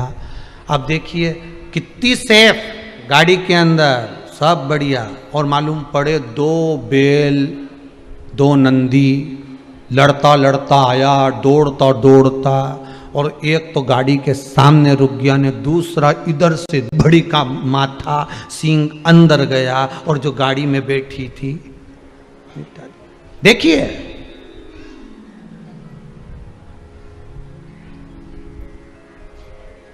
मृत्यु का कोई ठिकाना नहीं, समय घड़ी पल क्षण सब निश्चित है। आपके अच्छे समय का भी कोई आएगा, समय घड़ी पल भगवान लिखा है, दुख टालने का भी समय भगवान लिख कर रखा है। हमारे यहां सीधी सीधी भाषा में कहते हैं घोड़े के भी दिन फिर जाते हैं। घोड़ा मतलब कचरा घर, कचरे घर के भी दिन फिर जाते हैं। जहां लोग कचरा फेंकते थे वहां पे बिल्डिंग बन जाती है, कुछ सालों बाद बिल्डिंग बन गई। तो जब वो जहां कचरा फेंकते थे वहां मकान बन गया, बिल्डिंग बन गई। जिस प्लांट में तुम्हारा गंदा पानी जाता था वहां मकान बन गया, इतना जोरदार बना। तुम्हारे अड़ोस पड़ोस में देखो क्या जोरदार बन गया। तो जहां कचरा फेंकते थे, झाड़ू लगा के सारा सामान फेंक के आते थे, नहीं सारा कचरा वहां पड़ा रहता ना, वहां जोरदार बंगला बन सकता है। तो अपने हृदय में, अपनी चित्तवृत्ति में, अपने दिल में ये बात उतार कर रखना कि कितना भी दुनिया कचरा पटक दे और कितना भी दुख मिल जाए, एक ना एक दिन बंगला तो बन ही जाएगा, यह पक्का है। घोड़े के भी दिन फेर देता है वो देव अधिदेव महादेव। दुनिया कचरा फेंक रही है, उस प्लांट का भी दिन फिर जाता है, बंगला बन जाता है, उसकी भी कीमत बढ़ जाती है एक दिन। तो उसने तुम्हें पैदा करा है, उसने जन्म तुम्हें दिया है, माता के गर्भ से तुम पैदा हुए हो, और उस परमात्मा ने तुमको जन्म दिया है, तो क्या तुम्हें ऐसे ही छोड़ देगा? दिन तो तुम्हारे भी फेरेगा रे।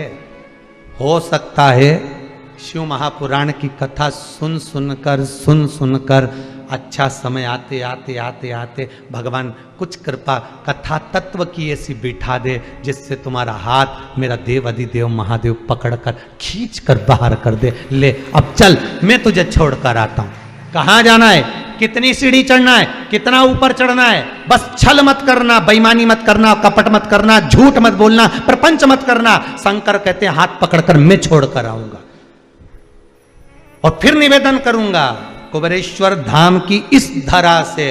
आप शिव पुराण की कथा सुन रहे हो, इस भूमि का प्रताप ही कुछ दूसरा है।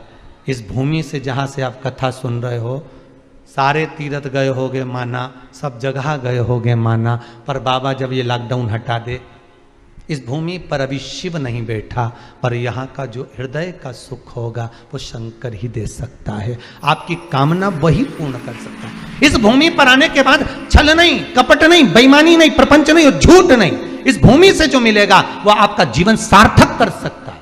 आस्था चैनल पर कथा सुन रहे हो, इस भूमि से सुन रहे हो, आपका जीवन सार्थक हो सकता है। बस कुछ पल, कुछ घड़ी, कुछ क्षण, 3 घंटा जब कथा सुनो, चित्त वृत्ति शिव में लगा लीजिए।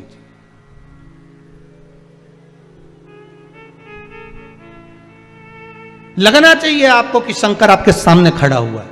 त्रिशूल लेकर, डमरू लेकर। कभी कभी आपको महसूस होना चाहिए आज पार्वती और शंकर कहीं घूमने जा रहे हैं, ऐसा लग रहा है। आज मैं जब यहां पहुंची, जब मेरा चित्तवृत्ति यहां लगा, ऐसा लगा कि शंकर यहां बसता है। भले शंकर नहीं बैठा, उसका कंकर शंकर है।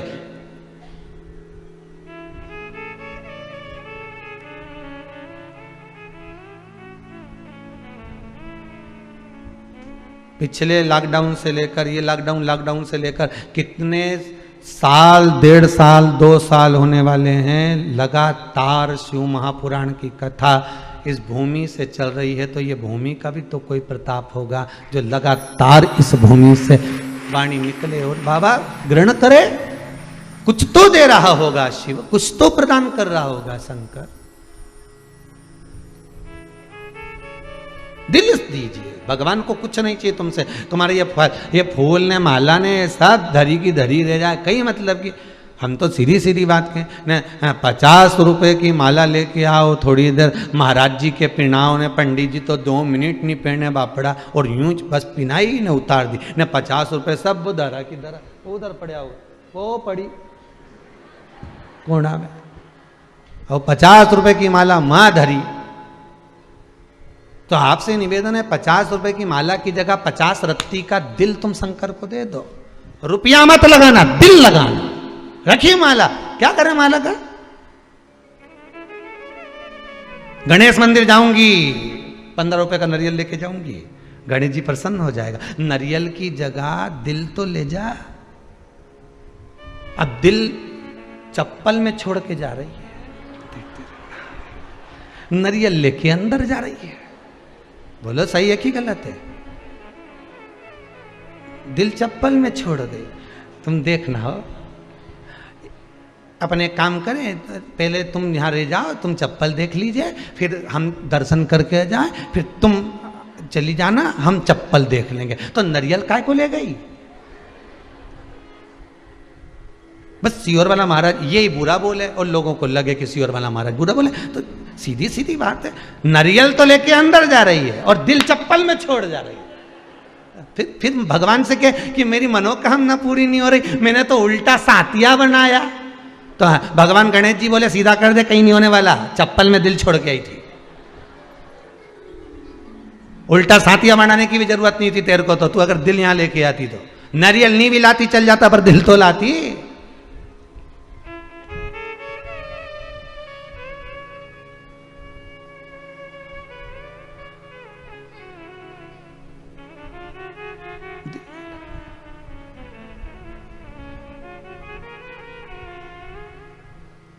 वहां भी खड़ी मंदिर में, तो भी धक्का दे उसको।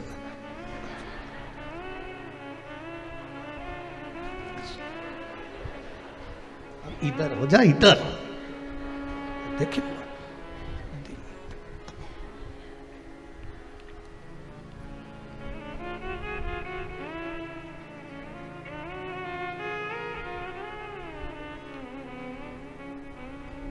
दिल से अगर मंदिर जाती ना तो ये कुछ भी नहीं करती। फिर तो जब उसको दर्शन, तुम तो छुपे रहो, उसके पीछे छुपे रहो, जो तुमको धक्का दे रही उसके पीछे छुपे रहो और उसको याद करते रहो। दिल से याद करना, वो पर्दे के पीछे कितना भी छुपा होगा, निकल कर दर्शन देगा कि आ गया है मेरा। तो वो एक भजन की लाइन कि पर्दे के पीछे, क्या है वो, पर्दे में बैठे बैठे यूं न मुस्कुराइए,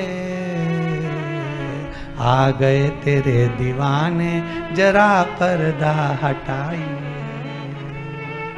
आ गए तेरे दीवाने जरा पर्दा हटाइए। पर्दा नहीं कबूल हमें, ऐसे ही है कुछ, जाने दो।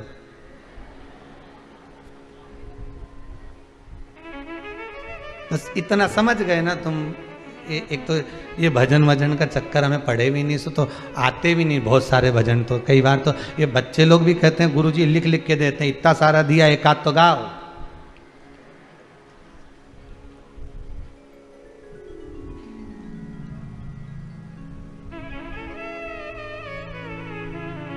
कभी कभी ये वायलिन बजाता बजाता भी उंगली दिखा देता, एक रह गया है।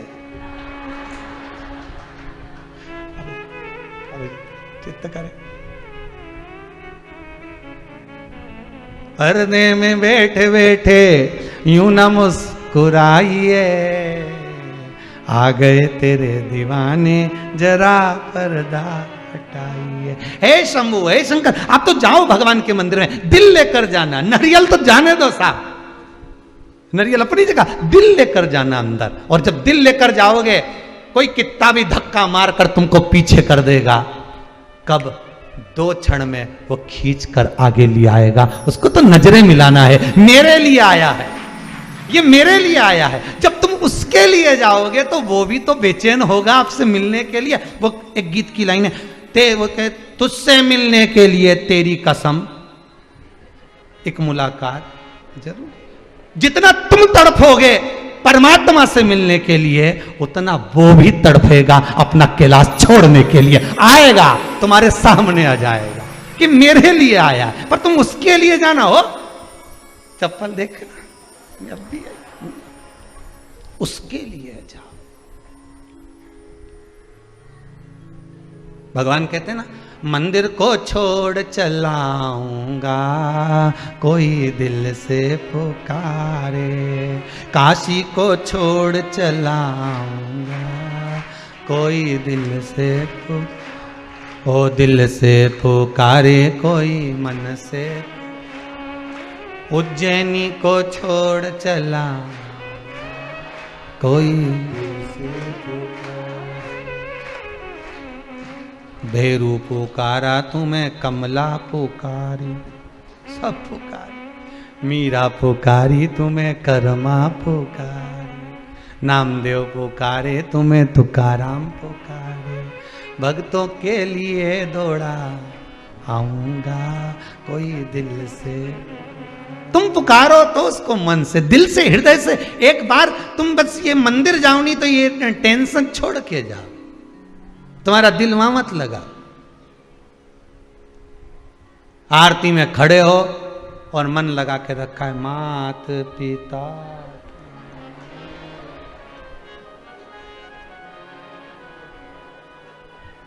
वो इतने में देख लिया गई, तो आरती में कह रही शरण गऊ में किसकी, अब अपनी तो चली गई, अब किसकी ले जाओ। भगवान भी कह रहे आरती में खड़ी है, माता जी की आरती उतर रही ने, भगवान की आरती उतर रही, अब यहां ध्यान करे कि वहां ध्यान करे।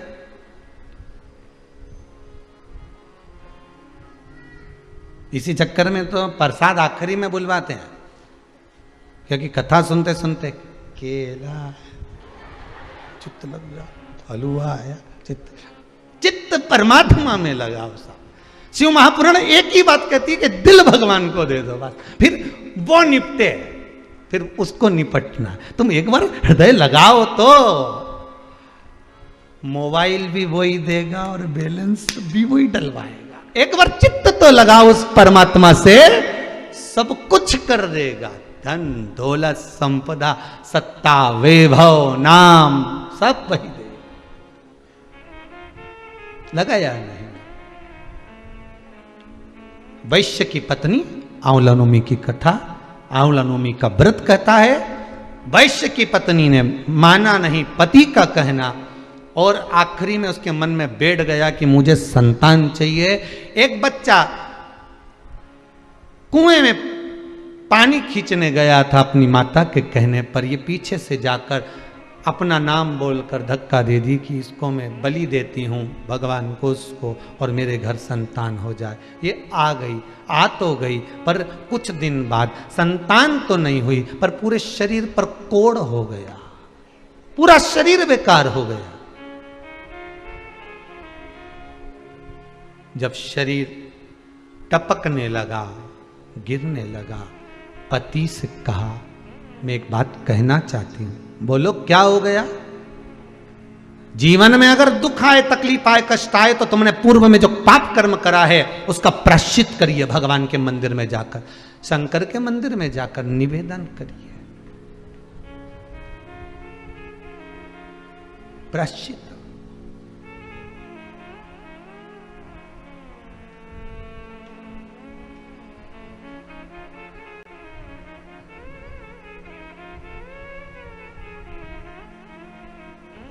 अब पति ने पूछा वैश्य ने, क्या बात है, क्या हुआ, क्या ये तो बताओ, क्या हुआ, हो क्या गया है, बोलिए क्या हुआ है। बात इतनी सी है, आपने तो मना करा था पर मैंने एक बच्चे की बलि दे दी थी, इसलिए मेरे शरीर में ये रोग हो गया, मुझे ऐसा लगता है, मुझे ऐसा महसूस हो रहा है।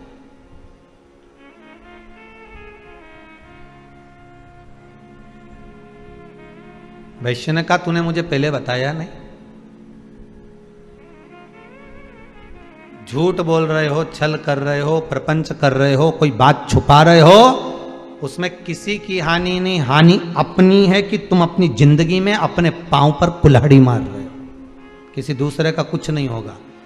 पांव अपना काट रहे हो, कुल्हाड़ी अपने ऊपर मार रहे हो, जिंदगी पर मार रहे हो, बर्बादी के कदम तुम बढ़ा रहे हो, बिगड़ेगा कुछ नहीं।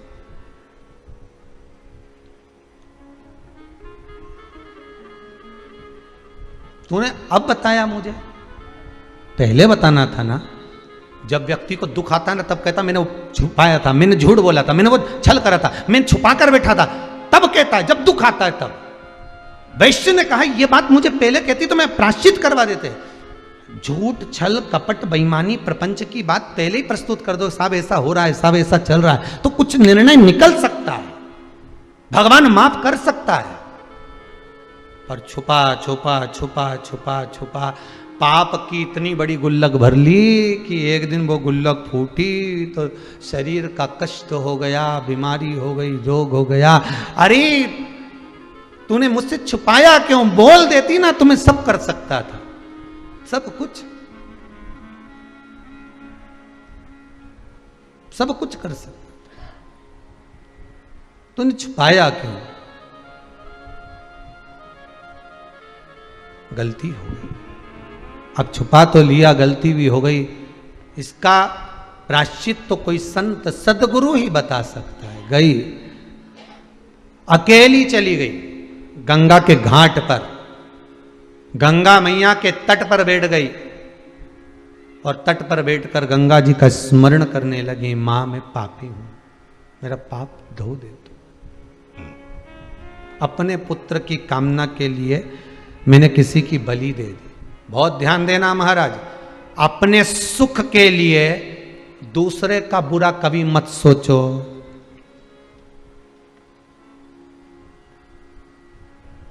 मैं इसको मूर्ख बना दूंगा, 2-4 लाख ले लूंगा, थोड़ा सा पैसा हाथ में आया छू, आपने उसको मूर्ख बना दिया, आपने उसको बेवकूफ बना दिया।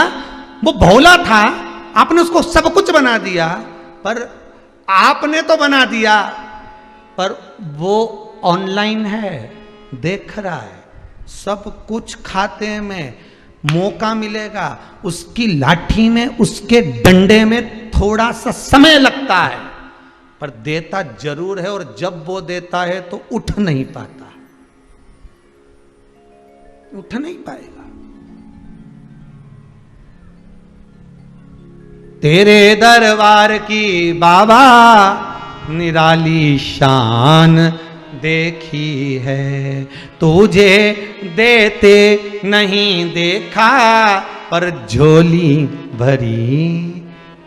वो देगा अगर आपने प्रायश्चित कर लिया कि मैंने, हो सकता है मैंने कोई पाप करा हो, भगवान के मंदिर में जाके बोलने में जाता क्या, सदगुरु के सामने, गुरु के सामने बोलने में जाता क्या। हो सकता है मैंने कोई पाप करा होगा, हो सकता है मैंने कोई कष्ट दिया होगा, मैंने अपनी वाणी से कुछ कह दिया होगा, मैंने कुछ, भगवान पर क्षमा करो। आप क्षमा की मूर्त हो कि माना के मैं पतित बहुत हूं, पर पतित पावन तेरो नाम, भोले त्रिपुर। हम पतित हैं तो तुम पतित पावन भी तो। हमने पाप किया पर आप तो धो सकते हो। वो वेश्य की पत्नी गंगा जी से कहती है मैंने बहुत पाप किया है, क्षमा करो मां, क्षमा करो, क्षमा करो मां। गंगा के जल में नहाती नहीं, बैठी रही घाट पर। वो वेश्य की पत्नी गंगा के घाट पर बैठी, पर गंगा को नहाया नहीं, गंगा का आचमन नहीं करा, बस सामने बैठकर रोज रोती है, प्रार्थना करती है, मस्तक रगड़ती है, मां क्षमा करो। गंगा एक स्त्री का रूप लेकर सामने प्रकट हो गई, हाथ में कमल का पुष्प था, लेकर आई। गंगा जी ने उसको दिया, देकर कहा तुम कौन हो? मैं वैश्य की पत्नी, मेरे घर में संतान नहीं थी, तो मैंने दूसरे के कहने पर, उन्होंने कहा था बलि देना पड़ेगी, मैंने बलि दे दी एक दूसरे के पुत्र की, और मेरा शरीर ऐसा हो गया। फिर कहूंगा अपने सुख के लिए दूसरे को दुख मत दो। किसी ने कह दिया तुम्हारा घर बांध दिया है, किसी ने कोई घूम घूम के बोल दिया, तेरे ऊपर टोना कर दिया, तेरे ऊपर ये कर दिया, उसको याद आया 15 दिन पहले मेरी जेठानी से लड़ाई हुई होगी, उसी ने करा होगा। गुरुजी कुछ ऐसा कर दो कि उसका मुंह ही बंद हो जाए। अब गुरुजी से कहो तो वो गुरुजी अपनी धर्मपत्नी का तो मुंह बंद नहीं कर पा रहे हैं, और कि उसका मुंह बंद कर दो। भगवान वाणी में कब तक रहता है? जब तक सबका हित होता है। वाणी पर जब दूसरे के अहित की बात आती है, किसी के शरीर में देवी देवता आते हैं ना, वो सत्य सत्य बोलेंगे तो चलेगा, दूसरे का भला करेंगे चलेगा, पर जब दूसरे का बुरा करने लगते हैं तो देवता भी वहां से ओझल हो जाता है, उसके शरीर से, उसके मुख से, उसकी वाणी से चला जाता है। किसी का बुरा मत करो।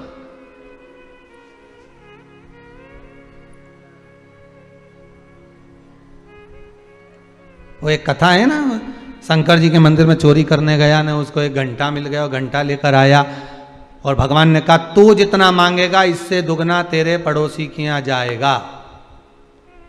तो उसने घंटे को उठाकर तिजोरी में रख दिया, मांगा ही नहीं, क्योंकि मैं मांगू और पड़ोसी का भला हो तो मैं काय को मांगू। भूखा मरने लगा तब पत्नी ने कहा घंटा देवता के निकाल लो, 2 अगरबत्ती लगाओ, मांग लो। उन्होंने घंटा देवता के निकाल के 2 अगरबत्ती लगाकर कहा प्रैक्टिकल करके देखो, हमारे घर में 2 तरह का भोजन आ जाए, पड़ोसी के यहाँ 4 तरह का रखा था। इसने कहा बिल्कुल मत मांगना, मैं ज्यादा जा रहा है। पत्नी बोली तुम्हारे ऐसे रहने से तो भूखे मर जाऊंगी, तुम चिंता मत करो, आज मैं मांगती हूँ। घंटा देवता हमारे घर में एक कुआं खुद जाए, पड़ोसी के घर में 2 खुद गए बेचारे के घर में। हे घंटा देवता हम दोनों पति पत्नी की एक एक निपट जाए। अब इनकी तो एक गई बापड़ा, उनकी 2 ही चली गई, और कुआं में डूब भी गए। क्यों बुरा चाहें हम किसी के? भगवान से प्रार्थना करो, अगर देना है परमात्मा हमारी किस्मत में जितना लिखा है, हमारे भाग्य में जितना लगा है, जितना मेरी किस्मत में और भाग्य में लिखा है उतना मेरा अपना देना, मुझे दूसरे का नहीं चाहिए। मेरे भाग्य का देना, मेरी किस्मत में नौकरी लगी हो नौकरी देना, जॉब लगा हो जॉब देना, सर्विस लगी हो सर्विस देना, बिजनेस लगा हो बिजनेस देना, फैक्ट्री लगी हो फैक्ट्री देना, पर खाली मत रखना। दुनिया के लोग अगर उंगली उठाएंगे तो हमारा कुछ नहीं जाएगा, तो तुम्हारा ही जाएगा। खूब शंकर की कथा सुनते थे, अब क्या हो रहा है, हमारा क्या जाएगा। और इसमें यह मत सोचना सियोर वाले महाराज का कुछ जाएगा। सियोर वाला महाराज जहां बाची ही नहीं रहा है, यहां तो कथा शंकर जी बाच रहा है। शंकर जी की कथा शंकर जी बाचे और शंकर जी सुने, तो बाचने वाला भी शिव, बचाने वाला भी शिव, और सुनने वाला भी शिव। तो शंकर जी ये विचार कर लेना हमारा कुछ नहीं बिगड़ने वाला है, बोल लेना जो बिगड़ेगा तुम्हारा ही बिगड़ेगा, तुम साधो।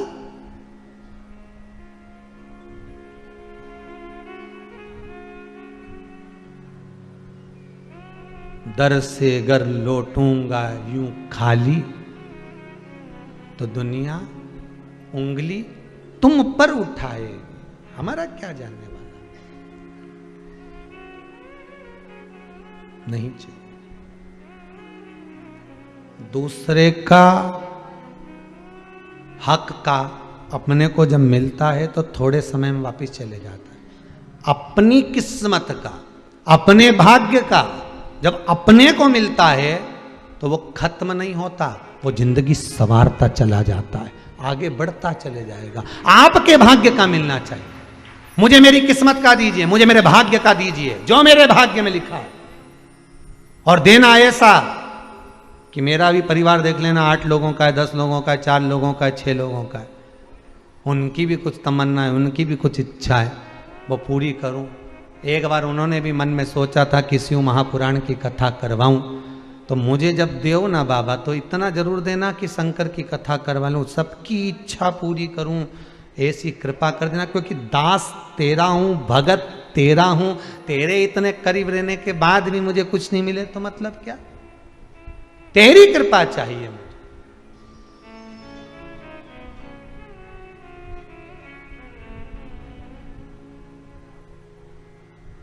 बस तेरी दया चाहिए। तूने गलती कर दी, गंगा जी बोली तुमने गलती करी है, तुम माना तुम क्षमा मांग रही पर गलती करी है तुमने, मां अब तो क्षमा कर दो।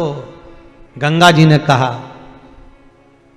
आंवला नवमी की कथा है, कार्तिक का महीना में जब शुक्ल पक्ष में नवमी तिथि आएगी तब तू आंवले के वृक्ष के नीचे बैठकर आंवले के वृक्ष में दूध का सींचन कर देना। क्या चढ़ा देना? दूध। जिस व्यक्ति को रोग सताता ही रहता है, सताता ही रहता है, बीमारी आती रहती है, जा ही नहीं रही होती है, तो उसको कुछ नहीं करना चाहिए। आंवले के वृक्ष के नीचे आंवला नवमी के दिन दूध चढ़ा देना चाहिए, फिर बीमारी दूर हट जाती है, व्यक्ति बीमार ही नहीं पड़ता। जिसको निमोनिया हो, श्वास की बीमारी हो, दमे की बीमारी हो, किडनी और लीवर से जुड़ी हुई बीमारी हो, उसके लिए सबसे अच्छी चीज है महाराज। चलने में हापड़ी भरा जाए, चलने में दम भरा जाए, तो आप आंवले के वृक्ष के नीचे दूध चढ़ाओ आंवला नवमी के दिन, काया ठीक होती है। तो जा, तू ये कर लेना। आंवले के वृक्ष के नीचे बैठकर जब तू आंवले पर दूध चढ़ाकर पूजन करेगी और उसी आंवला के वृक्ष के नीचे बैठकर जब तू अन्न का भाग ग्रहण करेगी, तब तेरा मुख में निवाला जाते ही वो औषधि का काम करेगा और तेरे शरीर की काया ठीक हो जाएगी। उस वैश्य की धर्म पत्नी ने हाथ जोड़ लिए गंगा मैया के मां में जाती, आंवला नवमी के दिन पहुंच गई आंवले के वृक्ष के नीचे, पूजन करी, अर्चना करी, दूध का सींचन करा, थोड़ा सा भाग मुख में लिया, वो निवाला अमृत बन गया और उसका काया ठीक हो गई, रोग मिट गया। इसलिए आंवला नवमी का उद्यापन करने वाली माताएं जब आंवला नवमी के व्रत का उद्यापन करती है तो आंवले के वृक्ष के नीचे ही ब्राह्मण ब्राह्मणी का भोजन कराया जाता है, घर के अंदर नहीं। घर के अंदर भोजन नहीं कराते। आंवला नवमी का अगर उद्यापन करना है, आंवला नवमी का अगर उजमना करना है, 5 माता 10 माताएं मिलकर अगर उजमना कर रही हैं, उद्यापन कर रही हैं, तो कहीं ऐसे जगह चले जाओ जहां आंवले का पेड़ लगा हो, आंवले का वृक्ष लगा हो, आसपास में कहीं कुछ मंदिर देवालय हो, वहां पर भोजन बनवा लो। वहीं पर आंवले के वृक्ष के आसपास में ही कहीं वहीं पर ब्राह्मण ब्राह्मणी का भोजन कराकर, चांदी का आंवला बनवाकर, चांदी का नहीं हो तो असली का जो आंवला होता है उसका दान दे देना चाहिए, पर करना चाहिए रोग मुक्ति के लिए, कार्य सिद्धि के लिए, लक्ष्मी के लिए आंवला का वृक्ष उत्तम माना गया। फिर आगे जो वर्णन किया है शिव महापुराण के अंतर्गत, व्रत शिव पुराण का जो व्याख्यान वर्णन श्रवण कर रहे हैं, वो भगवान से अगर मांगना सर्व जगत के सुख के लिए मांगो, सबके लिए।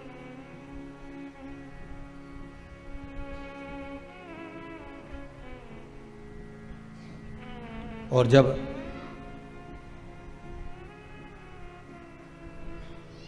सर्व जगत के हित के लिए मांगोगे तो जीवन का सुख मिलेगा।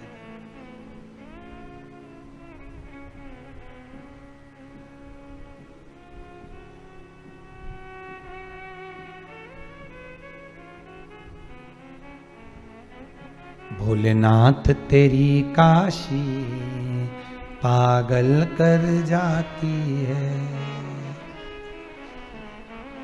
मुस्कान तेरी मीठी घायल कर जाती है। भोले तेरी काशी पागल कर जाती है, मुस्कान तेरी मीठी घायल कर जाती है। हे भोलेनाथ, हे शंभुनाथ, हे त्रिकालदर्शी।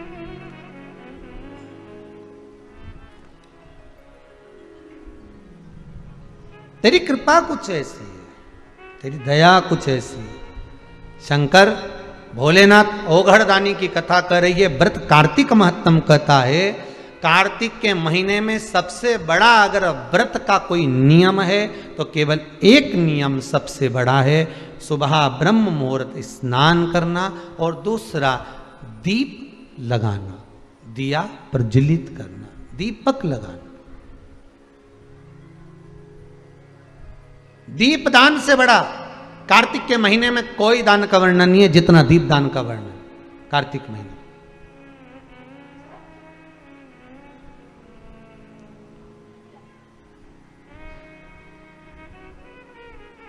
कार्तिक महात्म में एक सुंदर चरित्र आया हुआ है, आप लोगों ने श्रवण किया होगा।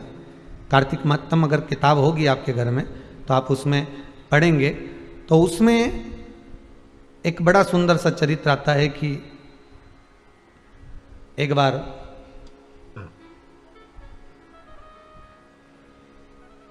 जलंधर को मारने के लिए भगवान शंकर पहुंचे थे, वृंदा के पति।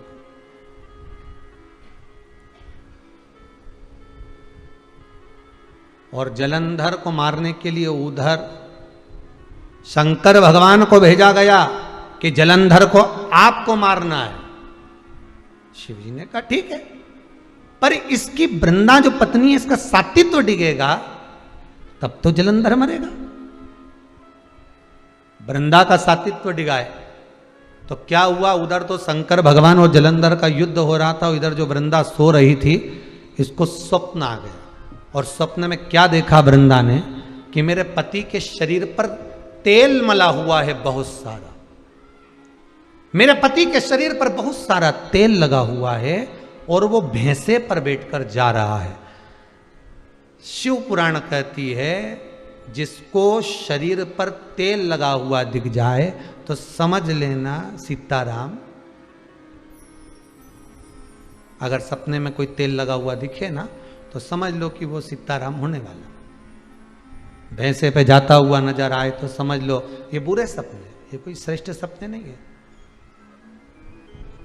लोहे का मुकुट पहना हुआ दिखे समझ लो बुरा सपना।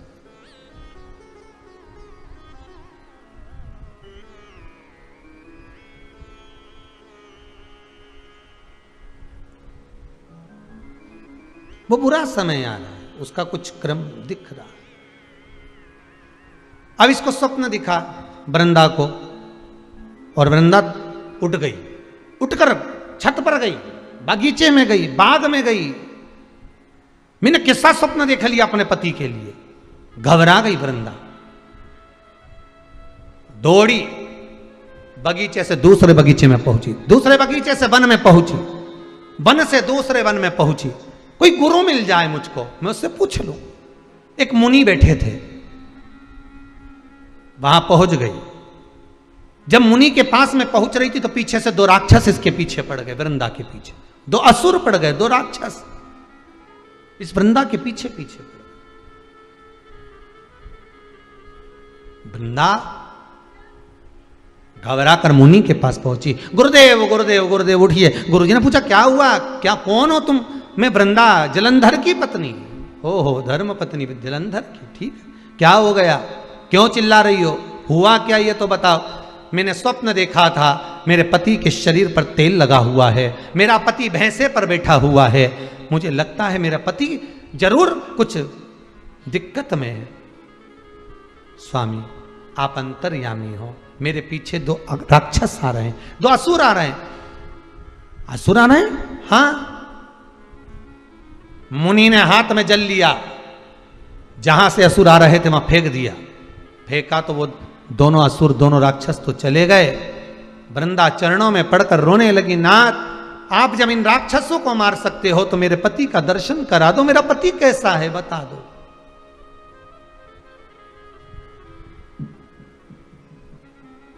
मुनि ने कहा तुम्हारा पति मर चुका है। वृंदा देवी तुम्हारा पति मर चुका है, उसके प्राण छूट चुके हैं। अगर मेरा पति मर गया है तो उसका शीश का दर्शन कराओ मुझे, आप मुनि हो। मुनि ने हाथ में जल लेकर छोड़ा, 2 बंदर आ गए। 2 बानर आए, बानरों से कहा जाओ इस स्त्री के पति का शीश लेकर आओ। वृंदा के पति जलंधर का शीश लेकर आए। शीश लाकर पटका वृंदा के सामने। वृंदा फूट फूट कर रोने लगी, मुनिवर मुनिवर मुनिवर, अये संत, अये गुरुदेव, अये मुनिवर, कृपा कर दो नाथ, दया कर दो। क्या हुआ, अब क्या चाहती है तू? मेरा पति मर गया है, इसको जीवित कर दो। जब आप राक्षस मार सकते हो, मेरे पति का शीश ला सकते हो, तो धड़ भी मंगवाओ और उसको जीवित करो। मुनि ने मंगवा लिया धड़, जल छोड़कर जलंधर को क्या कर दिया? जीवित कर दिया। जीवित हो गए जलंधर। जलंधर के साथ में वृंदा रहने लगी।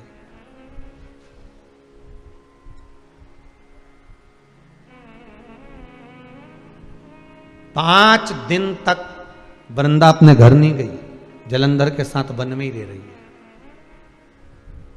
भगवान शिव ने भगवान विष्णु से कहा था इसका सात्वित्व बड़ा प्रबल है, सात्वित्व डिगेगा तब जलंधर मरेगा।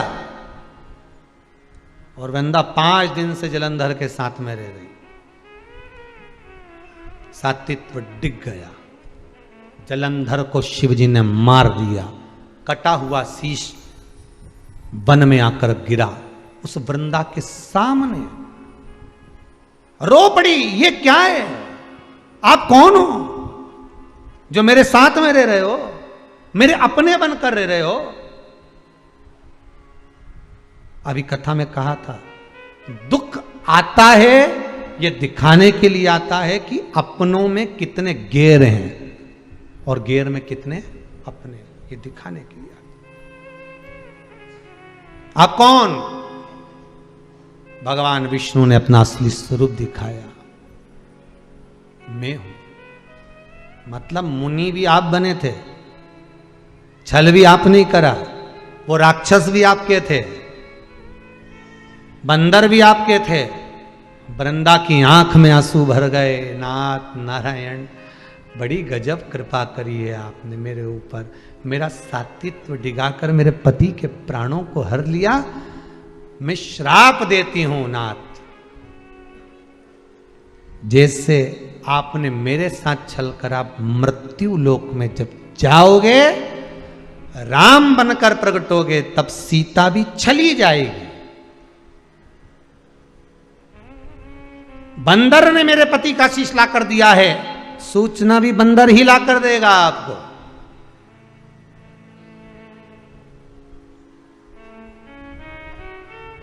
पत्थर के हो गए आप, शालिग्राम जी बन गए। कार्तिक महत्तम की कथा कहती है,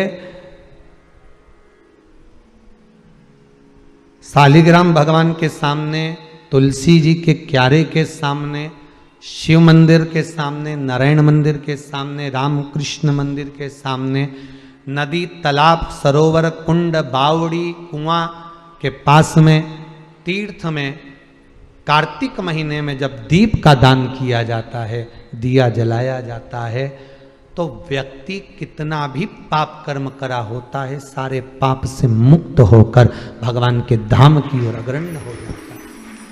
कार्तिक का व्रत कैसे करना चाहिए? तो शास्त्र कहता है, चाहे आप फलहार से करो, चाहे आप भोजन से करो, जो आपकी चित्तवृत्ति, आपका शरीर बन जाए उसके अनुसार करना है। पर सबसे प्रबल नियम है आपका दीप का दान, सबसे प्रबल। ऐसा कार्तिक के महत्तम का वर्णन करते हुए, कार्तिक का उद्यापन घर के अंदर ही भगवान का सुंदर पूजन व्रत करते हुए, यज्ञादि विद्वान ब्राह्मण को बुलाकर कराकर, दक्षिणादि वस्त्रादि देकर विदा करें, भोजन कराएं, इस तरह से करें। आगे जो शिव महापुराण में 12 ज्योतिर्लिंग का चरित्र कहा गया है, उसका स्मरण करते हैं। भगवान शिव औघड़दानी, त्रिकालदर्शी, कैलाशी, अविनाशी, भूत भावन भूतेश्वर, मेरे करुणा सागर शंकर का सुंदर चरित्र कहता है महाराज। भगवान 12 ज्योतिर्लिंग के रूप में विराजमान हुए हैं। पहले चंद्र को काया का रोग हुआ और उस काया के रोग से चंद्र को भगवान शिव ने श्रेष्ठ कराया, भगवान सोमेश्वर महादेव बने। मल्लिकार्जुन भगवान शंकर और पार्वती अपने पुत्र कार्तिकेय जी को मनाने के लिए पहुंचे। भगवान शिव और पार्वती आनंद के साथ विराजमान होते हैं और सुंदर भाव से आनंद से भगवान शंकर और पार्वती श्री शैलम में रहकर मल्लिकार्जुन के रूप में विराजमान हुए। अगला वर्णन आया है श्री महाकाल जी का। तुमरुका जी से चंचुला देवी ने निवेदन करा है कि मुझे महाकाल भगवान का जो पावन कथा का चरित्र है उसका स्मरण कराइए। तब दूषण नाम के राक्षस के लिए भगवान कालों के काल बनकर आए।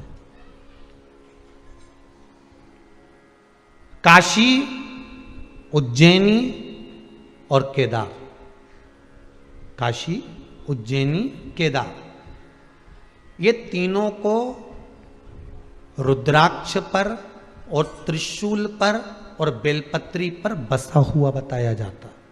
किस किस को? काशी, उज्जैनी और केदार। महाकाल, काशी और केदार। कभी अभी अगली कथा जो प्रारंभ होगी, अभी तो आप लोगों ने व्रत शिव महापुराण की कथा सुनी है। अगली कथा आज कौन तारीख हो गई है? 28 है। आज 28 तारीख को कथा विराम हो रही है। 29 बीच में जावेगी, 30 बीच में जावेगी। 31 तारीख से पुनः शिव महापुराण की कथा फिर आस्था चैनल पर दोपहर में 1 बजे से 4 बजे तक। कितनी बजे? 1 बजे से 4 बजे तक कथा। 2 से है क्या? पता कर लिया है? तो कथा 2 बजे से 5 बजे तक, 1 का ध्यान में था। कथा का समय वही 2 बजे से 5 बजे तक शिव महापुराण की कथा का क्रम रहेगा। और जो कथा होगी उसका नाम रहेगा रुद्राक्ष शिव महापुराण। कथा का नाम रहेगा रुद्राक्ष शिव महापुराण। रुद्राक्ष उत्सव नहीं है, नहीं तो मालूम पड़े तुम यहां भीड़ बढ़ा लो दादा, यहां किसी को आना नहीं है। कथा का नाम है, क्योंकि आप लोगों के घर में जो रुद्राक्ष होता है, असली रुद्राक्ष कैसा होना चाहिए। कई जगह पर रुद्राक्ष के ऊपर शंकर जी बने हुए, शेषनाग बना हुआ रहता है। लोग समझते हैं ये असली है कि नकली है। ऐसे कई भ्रम हैं आप लोगों के। कौन से रुद्राक्ष की माला गले में पहनना चाहिए, कौन से रुद्राक्ष की माला हाथ में पहनना चाहिए, कौन सा रुद्राक्ष होता है जिसको वक्षस्थल तक लेना चाहिए, कौन सा रुद्राक्ष होता है जिसको नैनो से लगाकर पानी में डालकर जल पी लेने पर शुगर लेवल में आ जाती है। ऐसे रुद्राक्षों का वर्णन अपन श्रवण करेंगे। रुद्राक्षों का एक एक स्मरण करेंगे। तो रुद्राक्ष शिव महापुराण की कथा रहेगी। रुद्राक्ष शिव, जिसका अपन स्मरण कर कर अपने जीवन को सार्थक बनाएंगे। तो आस्था चैनल पर 31 तारीख दोपहर में कितनी बजे की कथा है? 1 बजे से 4 बजे तक कथा का क्रम रहेगा। 1 बजे ही निश्चित समय पर कथा रहेगी। आप सब श्रवण करेंगे और अपने जीवन को सार्थक बनाएंगे। हर हर महा। आपके घरों में जितने भी रुद्राक्ष आपके घर में रखे हुए हैं या रुद्राक्ष आपके घर में विराजमान है, रुद्राक्ष आपके घर में रखा हुआ है, तो निवेदन करेंगे आप सबसे कि उन रुद्राक्षों का भी स्मरण आप करेंगे। यहाँ से रुद्राक्ष जो आपके घर में रखा हुआ कैसा रुद्राक्ष है उसको पहचानना, फिर उसका प्रयोग कर कर देखना कि असली है कि नकली है। साथ में रहकर प्रयोग करना कि असली है कि नकली, साथ में मालूम भी पड़ जाए। और उस रुद्राक्ष का स्मरण करो, फिर उसका आचमन करना है, धारण करना है, उसको अलमारी में रखना है कि पूजन में रखना है कि नहीं रखना है। ये सब अपन उस कथा के अंतर्गत 31 तारीख से कथा प्रारंभ होगी। दोपहर में 1 बजे से 4 बजे तक में श्रवण करेंगे। कालों के काल महाकाल का स्मरण कराया, दूषण नाम के राक्षस को मार गिराया भगवान ने। ओंकारेश्वर भगवान का वर्णन करा। बिंद नामक पर्वत ने तप कर कर भगवान शिव को विराजमान करा। अगला वर्णन आया है श्री केदारनाथ। नर नारायण ने तप कर कर भगवान श्री केदारेश्वर को विराजमान करा।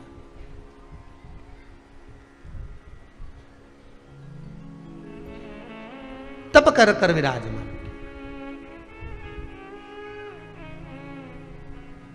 फिर आगे वर्णन आया है भीमा शंकर, कुंभकर्ण की धर्म पत्नी करकटी, जिसके गर्भ से एक पुत्र ने जन्म लिया था जिसका नाम भीम था।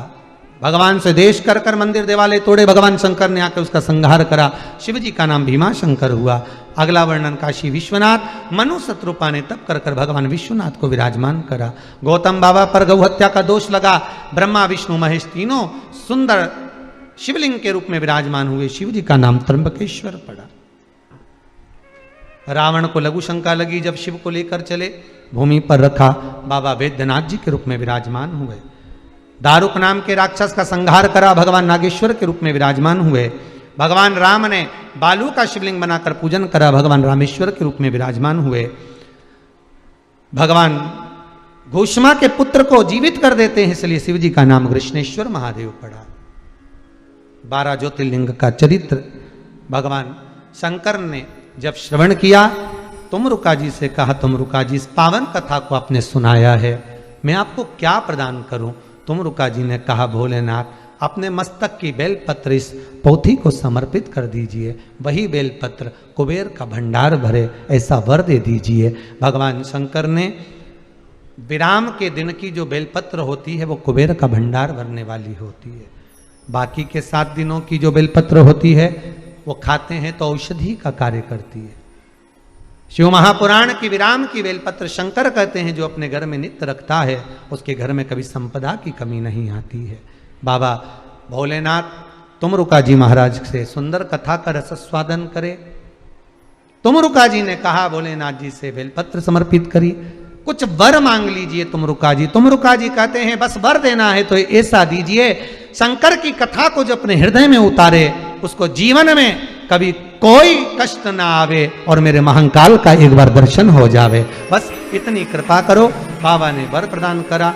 ऐसी सुंदर शिव महापुराण की कथा यहाँ सिंघल परिवार द्वारा आनंद से चल रही है, भाव भक्ति से आनंद से विराम की ओर है।